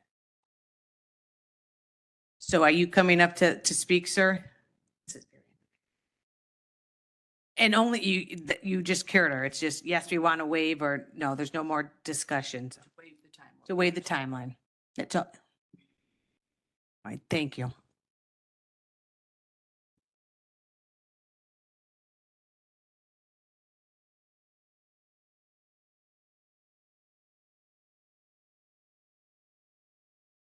Okay, We have a motion, correct, and a second already on this. All right, and I think we're done with discussion. So Madam Clerk, please call the roll. Balich. Trainier. Dean Schlattman. Van Dyne. Butler. Newquist. Richmond. Parker. No. Williams. Diaz. Winfrey. Coleman. Logan. Oh, I don't know where he went. Did he leave? Freeman.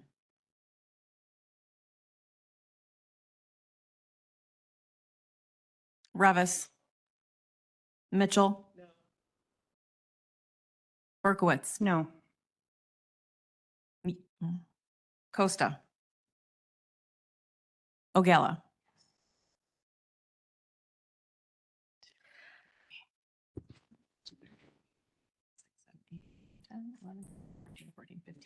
$15. 15 in the negative, motion fails. Did you have a question? Okay, zoning case ZC-24-040.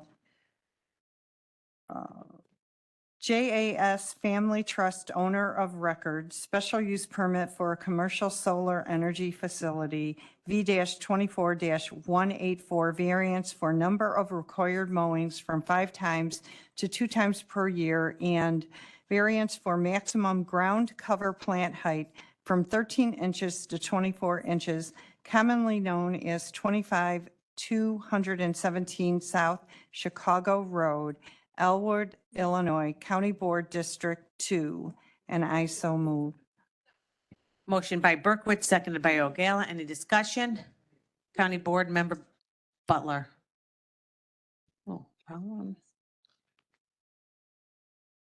So without an amendment to include the consistent monitoring of native species and the level of noxious weeds, I will be against this because this is a property be maintained by these people. And one of the conditions is to make sure that these are native species. So I want to make sure that there is something, some sort of amendment that ensures that there's a continued monitoring and that they are responsible for making sure that this property is not going to be filled with noxious weeds in 2 years and be a hazard.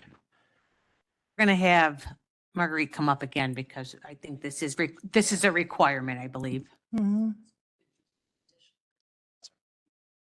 So I know that there's original seating that's required. I just want to make sure that there's a continued process going on. Marguerite Kenny, Will County Land Use. Yes, the county does abide by the state of Illinois noxious weed ordinance. So if there are noxious weeds, the land use department has retained a consultant to go out and inspect and identify any noxious weeds and then bring that property into compliance with the property owner's discretion or participation with that. With regards to the native pollinators, again, when they come forward for the site development permit, we would be reviewing what those species are. If the Forest Preserve District is an abutting property owner, they usually will take a look at what is proposed. And then also with their seed mix, it is reviewed as part of their conservation plan that is reviewed by the Will South Cook Soil Water Conservation District.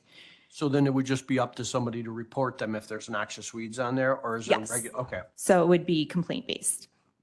thank you. Any other discussion? Madam Clerk, please call the roll. Balich. Trainier. Dean Schlottman. Van Dyne. Butler. Newquist. Richmond. Parker. Yes. Williams. Diaz. Winfrey. Coleman. Freeman. Revis. Mitchell. Yes. Berkowitz. Yes. Costa. Ogala. 16 in the affirmative, the motion carries. Number 7, we will have 2 separate votes for this. Ordinance amending the Will County, Illinois zoning ordinance for zoning case ZC 24-044, Iftikhar Ashraf and Shavrish B. Ashraf, owner of record, requesting M-24-007 map amendment from R2 to A1 07-01-19405-015-000 and 7-01-401-016-0000, and I so move. Motion by Berkowitz, seconded by O'Gala. Any discussion? County Board Member Butler? Yes, I was just, I'm sorry, I didn't get the memo on this one. What kind of rural events are they holding here? Is this rodeos, weddings? So the applicant was here and spoke at our land use meeting this week, and it is for special events, no rodeos, weddings, parties. They want to maintain the agricultural environment and the open space environment. And, but they assured us this was not for rodeos. Okay, thank you. You're welcome. Right, so we have we probably need a clean roll here. So we have a motion and a second. Oh, I'm sorry, County Board Member Freeman. I just wanted to add to that. They have planned to plant fruit trees and have fruit picking. That's why they kind of need the agricultural and to do a pumpkin patch type of event. Thank you. Thank you. No more discussion. Madam Clerk, please call the roll. Balich. Trainier. Dean Schlotman. Van Dyne. Butler. Newquist. Richmond. Parker. Williams. Diaz. Winfrey. Coleman. Freeman. Revis. Mitchell. Berkowitz. Yes. Costa. Ogala. 18 in the affirmative, the motion carries. Thank you. Second item, S-24-061, special use permit for rural events, V-24-205, variance for minimum lot area from 10 acres to 8.71 acres, and V-24-205, variance for minimum side yard setback, the east side, from 50 feet to 41 feet in Wheatland Township, commonly known as 25640 West 119th Street, Plainfield, Illinois, County Board District 8. And I so move. Motion by Berkowitz, seconded by Freeman. Any discussion? Previous roll call by Van Dyne, seconded by Diaz. All in favor? Any opposed? Motion carries. Thank you. Next item, resolutions 24-195, historic landmark nomination property commonly known as the First Presbyterian Church located at 301 North Kankakee Street, Wilmington, Illinois, and I so move. Motion by Berkowitz, seconded by Newquist. Previous, county board, you have a, oh no, okay. Previous roll by Ogala, seconded by Dean Schlotman. All in favor? Any opposed? Motion carries. Thank you. And the next Land Use and Development Committee meeting is scheduled for Tuesday, September 10th, 2024. Thank you. Thank you. Good morning, Madam Executive. Good and morning. everyone. I have 5 items for the Finance Committee. First item up is the reports to be placed on file, and I so move. Motion by Richmond, seconded by Revis. Previous roll call by Newquist, seconded by Freeman. All in favor? Aye. Any opposed? Motion carries. Second item, Resolution 24-196, authorizing county executive to execute necessary documents for delinquent tax program, and I so move. Motion by Richmond, seconded by Freeman. Previous roll call by Diaz, seconded by Coleman. All in favor? Any opposed? Motion carries. Number 3, resolution number 24-197, transferring appropriations within various county budgets, and I so move. Motion by Richmond, seconded by Costa. Previous roll call by Diaz, seconded by Freeman. All in favor? Any opposed? Motion carries. Number 4, resolution 24-198, authorizing the Will County Executive to execute an intergovernment agreement with the Illinois Department of Children and Family Services for reimbursement in abuse and neglect cases in the juvenile court, and I so move. Motion by Richmond, seconded by Freeman. Previous roll call by Winfrey, seconded by Diaz. All in favor? Any opposed? Motion carries. Fifth and final, resolution number 24-199, award of bid for sale of surplus vehicles, and I so move. Motion by Richmond, seconded by Diaz. Previous roll call by Winfrey, seconded by Costa. All in favor? Any opposed? Motion carries. Our next Finance Committee meeting is scheduled for Tuesday, September 3rd, here at the county building, and I encourage everybody to attend. It'll be some fun times. Just saying. Yeah, I can see it in your face. I know. I'm not going I to always sleep say, tonight. County Board Member Richmond, I can't tell you when you're happy or sad. You have a I like it poker that way. post. I know it. Moving on, County Board Member Van Dyne, Public Work and Transportation. I keep guessing here. All right, I'm on. Thank you very much, Madam Executive. And I can reassure Mr. Richmond that everyone will be at Finance because they will all be at Transportation right before. We have 4 items to present, starting with number 1, 24-200, confirming award of contract to Austin Tyler Construction, $281,695.20 for New Lenox Road District resurfacing in Lincolnwood subdivision in District 2, and I so move. Motion by Van Dyne, seconded by Freeman. Previous roll call by Newquist, seconded by Costa. All in favor? Any Aye. opposed? Motion carries.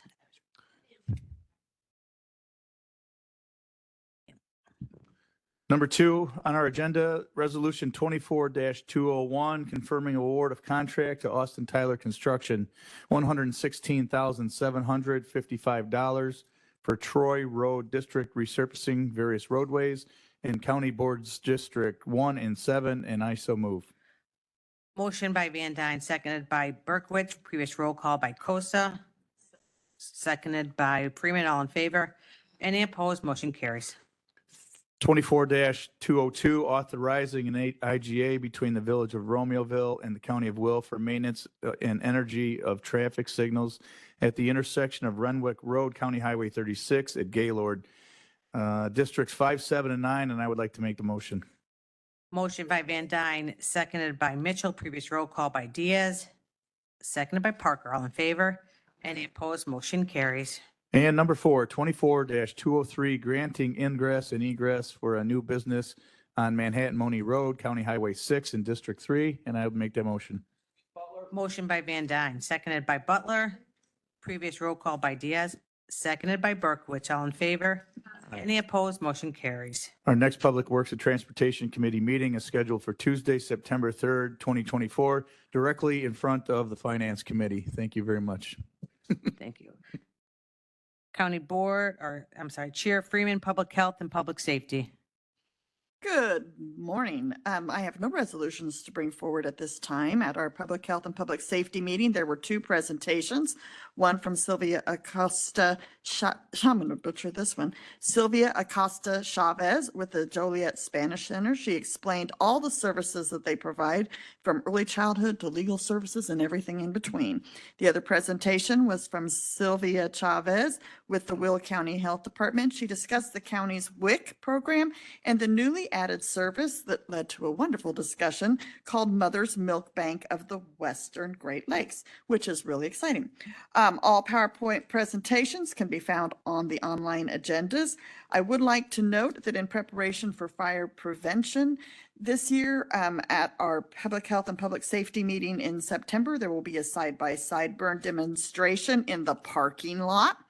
They're not in the boardroom? Not in the boardroom, in the parking lot, and I encourage everyone to attend and share the date. The next Public Health and Public Safety meeting is scheduled for September 10th at 9 a.m. Thank you. All right, we're going back to you, Chair Berkowitz, for our Legislative Committee. Thank you, Madam Executive. The Legislative Committee currently is working on updating its legislative agenda, and our next scheduled meeting is Tuesday, September 3rd, 2024. Thank you.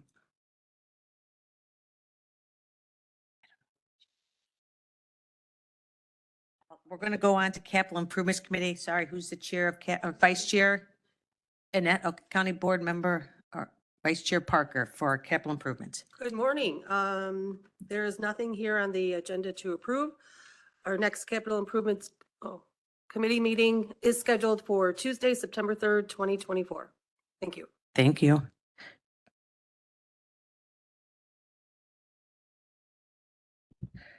Chair Jean Schlottman, Landfill Committee. Good morning, Madam Executive. At this time, the landfill committee is working on going over the solid waste plan. So I encourage all members of the board to look it over, see if you have any questions, because that will be on our agenda again this month, hopefully to put forward. Earlier this month, I can't remember if it was last month or earlier this month, members of the board were able to take a tour of the landfill and the RNG plant, which was very informative. And that is really all we have at this time. So our next meeting is Thursday, September 5th. And I encourage everyone to attend because if there are any questions on the solid waste plan or any concerns, we would like to hear them now before they get moved forward. Thank you.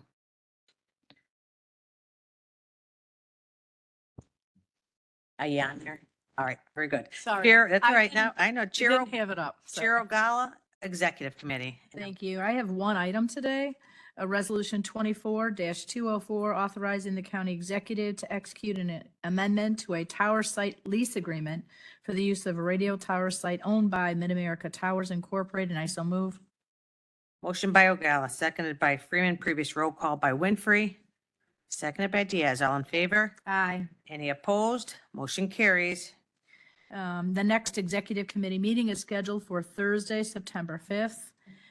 Hope you'll join us then. The next thing on the agenda is appointments by the county executive. We have one appointment, which is Resolution 24-205, approving the county executive appointment to the Mayor Commission of Will County, and I so move. Motion by O'Gala, seconded by Van Dyne. Previous roll call by Berkowitz, seconded by Parker. All in favor? Any opposed? Motion carries. Thank you. Thank you. Moving on to public comments relevant to the matters under the jurisdiction of the county. If there's any public comments relevant to matters under the jurisdiction of the county, this is your opportunity to speak.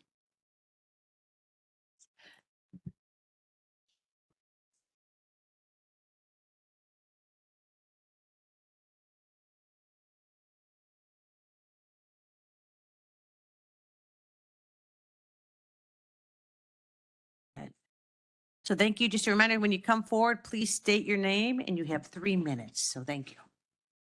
Rundown. No, don't run down. You don't start till you get here. Okay. My name is Marlene Matkey. I am a 46-year resident of Will County.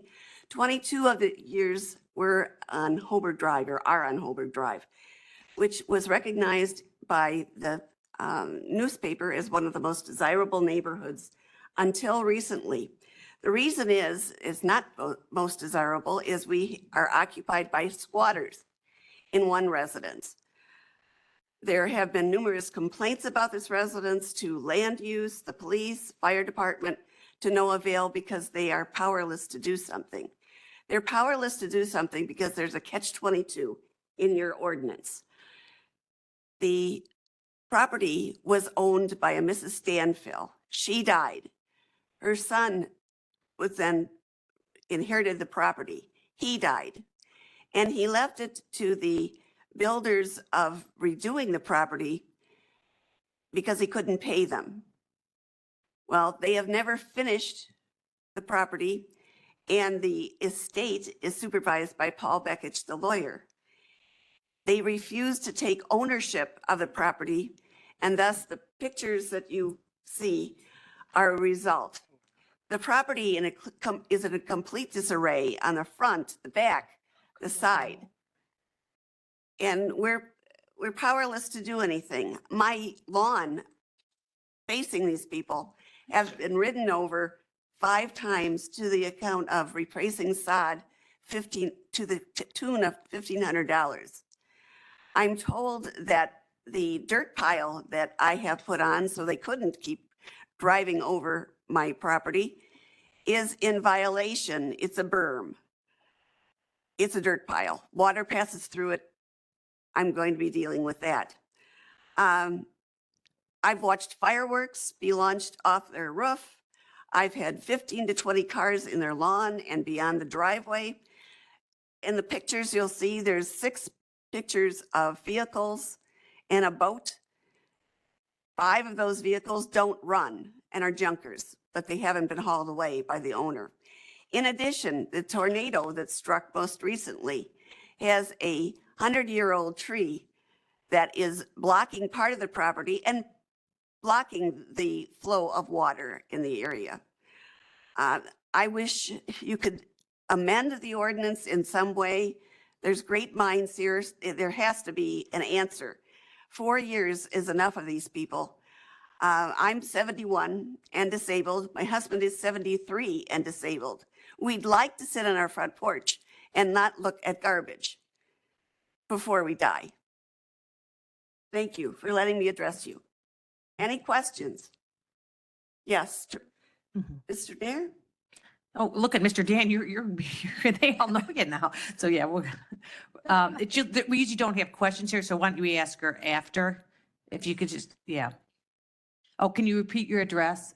2892 Hoberg, Hoberg. It's an unincorporated New Lenox Township. Thank you. And the residence in question is at 2893 Hoberg, directly across the street. Thank you. Yes, I agree. Why don't you talk? Thank you.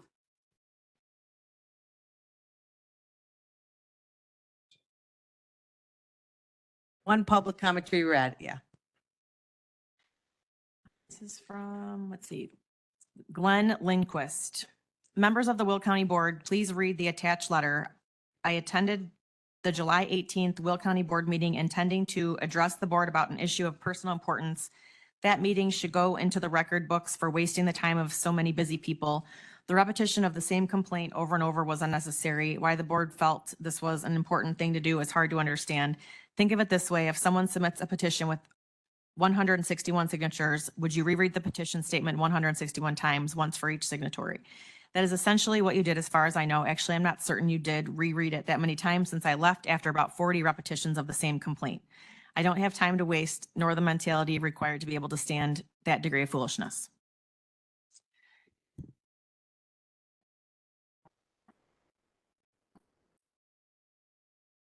Okay, so moving on, we'll do comments by board members. Please press your button and we'll go around. Board members. County Board Member Rebus. Thank you, Madam Executive. I'm just speaking to the last item we had. I just feel like it demonstrates a trend, not just at the county, but in government as a whole. We punish those that follow the laws and ordinance on the books, and we enforce the rules on them. But other people, for whatever reason, we don't break out the code of ordinance and enforce it on them. Our last public comment to try and resolve a problem that the county decided that they weren't going to get involved with because of whatever technicalities existed. She tried to solve it on her own by putting a pile of dirt in front of her yard.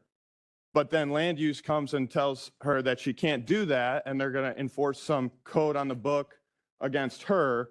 But the people across the street who have the property in total disarray and it's nothing but a mess, there's no ordinance on the book that we can find to enforce on them. So let's clean it up a little bit. We got to find a solution for this lady. If we got to change the ordinances, I think we need to move on that. It's something probably worth a special meeting if it's been going on for 4 years. So that's all I had to say. Look forward to the next meeting. Thank you. County Board Member Parker. I just want to echo what Mr. Revis just said, because I'm in total agreement with him. Obviously, there's a problem, and I think we should all get together and try to help that lady figure this out. Thank you. Thank you. County Board Member Van Dyne. Thank you, Madam Executive. I've made this comment before and I'd like to do it again. We have a countywide elected official leaving today as her last official form of business.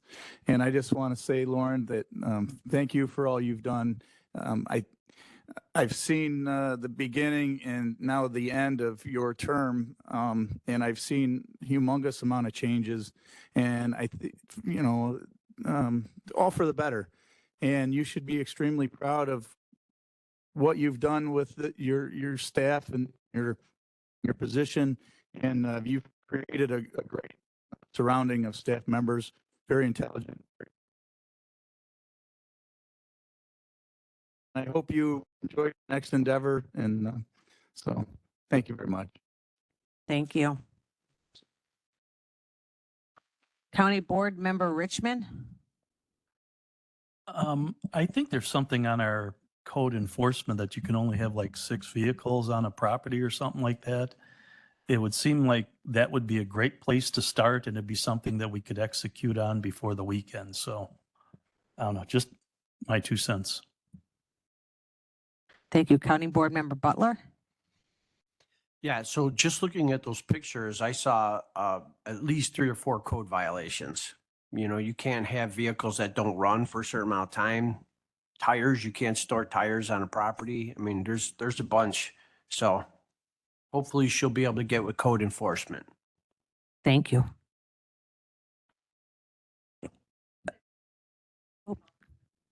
All right. Ma'am, you have got, you have their attention. We will work on it. Yes, thank you for sure. County leadership, anyone from our leadership, county board, or Leader Ballage? Oh, you just turned you off. I got it now. And first thing I say is God bless you on your new job, Lauren. You know, I know you'll do a good job over there, I hope. I think. You know, whatever, but God bless you. And we were on the board with you for a long time, so you know where I'm saying. When I'm not being nasty, I'm just thanking you, you know. But then the other thing, a couple things happened today, and I figured it's time that we really look at it. The first thing was the squatter deal. Back in the old days, if a squatter came on your property, you went over with a bat, beat the hell out of them, and then threw them out. You can't do that in times right now. So a squatter comes in and they go squat on your property. How do you get rid of them? You don't. It takes a couple years with a lot of money to sue them. We need to create some kind of a law in Will County, not a resolution, a law. So that would be an ordinance, I suppose, that says that if you don't own the property and the owner says get off, you got to get off, and they can't cite this garbage that the U.S. Constitution gives them the right to squat. Because that's really a big infringement on everybody's right. And we can do something about it, because let's face it, if we make a law, it has to get challenged, and someone's going to have to pay the court fees to get it challenged. And I doubt if that's going to happen, so we just enforce our own laws and tell them to get out. And that's what we need to do. And the other thing is, we keep getting solar stuff, and I vote no to all the solar stuff. And the reason for that is that solar stuff is charged to every single person that lives in our county. These solar things come in with subsidies. You don't have a subsidy, the solar things don't exist. They can't make enough money on their own. So they have to get money from the government. Whether it's the federal government, the state government, or the county government, it don't matter. We're paying for those solar panels to come in, and they're not working properly. And just so you get a good idea how crummy these things are, about 5 years ago, we had Solar Sam here, and she convinced me that it was a good idea to get solar panels from my house. And so they work good for the first 2 years. Then the next year comes, and my bills are just like if I didn't have them. I call the company up and I say, hey, and this was the one recommended by the county. The solar panels ain't working. They go, well, they are working, but they're not getting the proper amount of sun because there's clouds in the sky that you can't see. I go, but it's sunny and it's beautiful and the sun's shining down. They're telling me the clouds that I can't see are blocking the rays from working properly. Then you look at what happens with solar cars and trucks. I have friends that they can't get a work van that's the right size unless it's electric. So they install a generator that runs on gas in the back of their electric truck so they can go to and from their job sites out of state. So the whole idea of all this solar junk just makes me aggravated, just like the squatters. And I'm going to always vote against anything solar. And with that, I think I said too much, but God bless everybody in this room because we all need God's blessing. Thank you. County Board Member, or Leader Trenier. Thank you, Madam Executive. Wonderful to hear your state of the county today. I did not hear any mentions of two programs that I'm very interested in us moving forward on. One is to find a way to restore the Safe at Home program that in the past was very helpful, run, I think, through the United Way, but helped us keep seniors in their home by helping them make repairs, helping them find repair companies, assisting them if they financially qualified. I know of families that got furnaces that otherwise might have had all kinds of terrible things happen to them because of temperature in the wintertime. So I'd really like to see us find a way to address that need. Secondly, in my district, we are renting a large number of square footage for the Will County Health Department Northern Branch.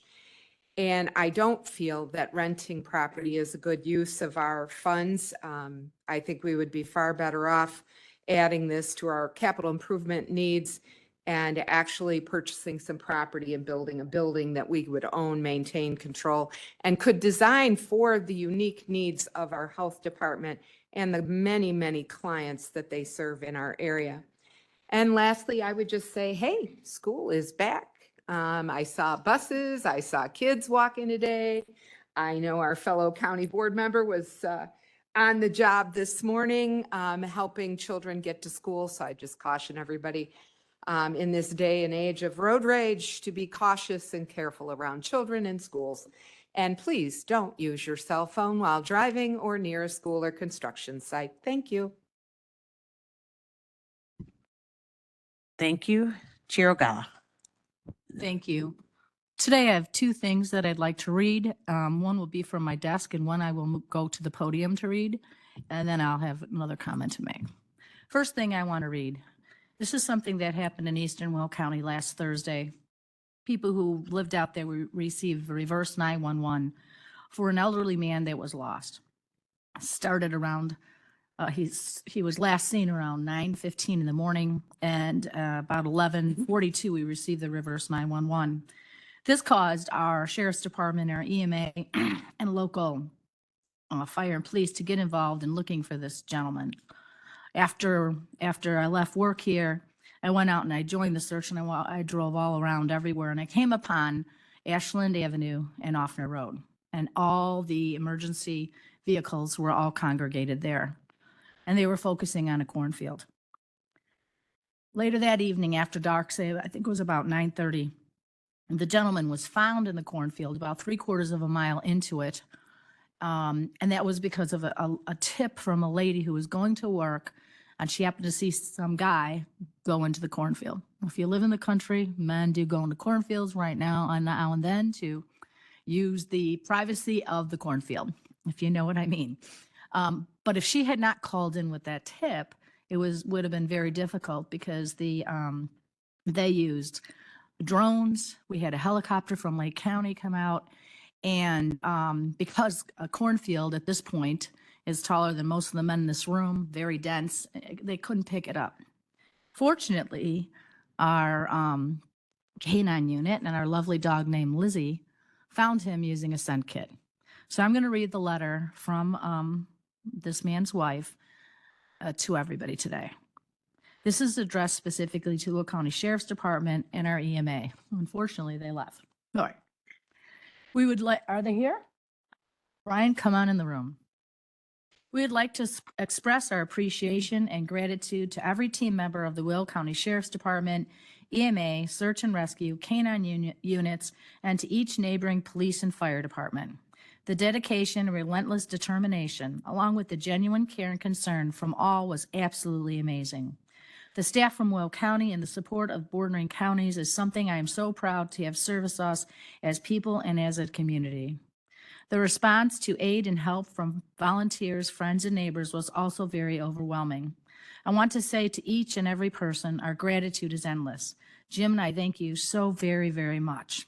I pray that you will always be safe in your daily endeavors and continue doing such amazing and wonderful work. Eternally grateful, Judy and Jim Soika and families. That was the most emotional thing. If you saw it on Facebook, they showed how they were able to use a scent bag to find him.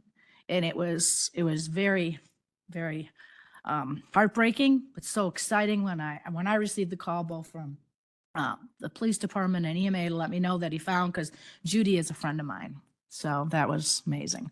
And the next is I would like to read from the podium. Thank you.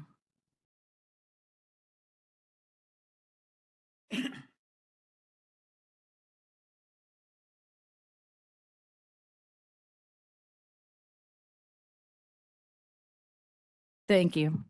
So many of you here in the room today with me have served on the county board with Lawrence Daly Ferry, who is currently our clerk. She sat through many of these board meetings with us then, as she is now. Only then she got to vote yes and no like we do. In addition to that, because of her background and process management, I had her be part of my vice chair's, my IT committee. This was long before we were a 50-50 board. I thought it was important that chairs and vice chairs should be bipartisan. And so I did that. But I chose Lauren because of her expertise and what she did in her professional career. So we don't have proclamations, so I'm sneaking it in here. So Lauren, if you would come up here with me, please. She's as bad as I am. I'm a big ass crybaby too. All right. This is a plaque that I'm presenting to Lauren in appreciation for your 10 years of dedicated service to the citizens of Will County, including your service as the Will County Clerk for the past 6 years, dated the 15th day of August, 2024. This comes from the County Board. Well,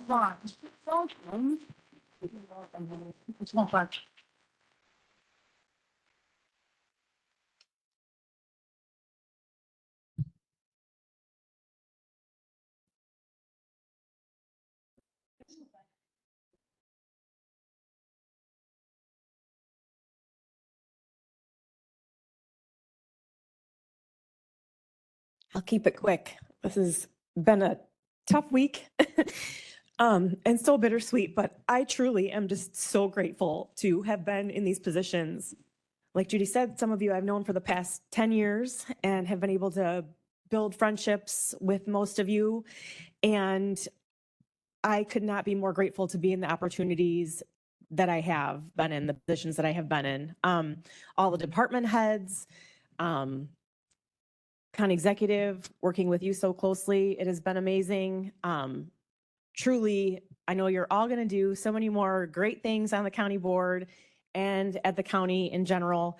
Having the opportunity to work as the county clerk for the past 6 years has been truly like the biggest, most grateful opportunity I've ever had. I've had the most amazing staff, the most amazing team we put together, and I wouldn't have been able to accomplish all of the things that we did in the clerk's office in the past 6 years without any of them. They are truly the best team in all of Will County, no matter what. And I'm just grateful for the opportunity to have been here with all of you and with my staff for all this time. So thank you so much. I'm not going far. I'm going to be close by. And so I hope that we are all able to stay in touch. I'm so grateful for all of you. Thank you so much.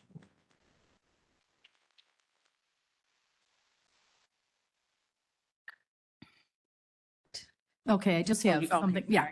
I had those two things to read, and I have a packet for you here. Last thing I wanted to talk about was the budget presentation today. We heard a lot of different things that the county executive included that our county does to the residents for Will County. A lot of that work is able to be done due to the work that the county board does, the time and effort that they put in, the plans that they make, the conversations they have. And I want to thank all of you for everything that you've done. I think that we need to all take the time now to look closely at the budget, determine if we agree with the county executive's thoughts for where we should spend those dollars. And I hope that we can work together in a bipartisan way to come up with the best plan. I'm not quite sure yet what new construction percentage is. We do know that CPI is 3.6%, I believe. And the county executive has proposed taking 2% of that. So looking forward to lots of conversations regarding the budget coming up. And thank you. But one more thing, sorry. I just want to mention that next week starts the Will County Fair. It starts on Wednesday. It's going to be at the Peatone Will County Fairgrounds. I hope to see you guys out there. It's a great event. Hopefully, and it looks like the weather is not going to be really, really hot, which is a nice thing for the fair. So hope to see you guys out there. Thank you. Thank you. This time I need a motion to go into executive session to discuss pending litigation. Motion by Revis, second by Mitchell. Madam Clerk, please call the roll.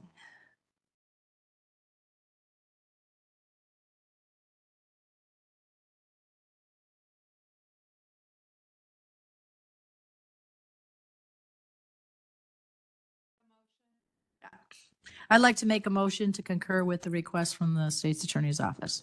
Motion by Ogala, seconded by, Mitchell. All in favor? Aye. Any opposed? Motion carries. So at this time, we'll move on to adjournment. We will see you all September 19th, 2024. Recess. How did we Have a get good to day. September? How is it?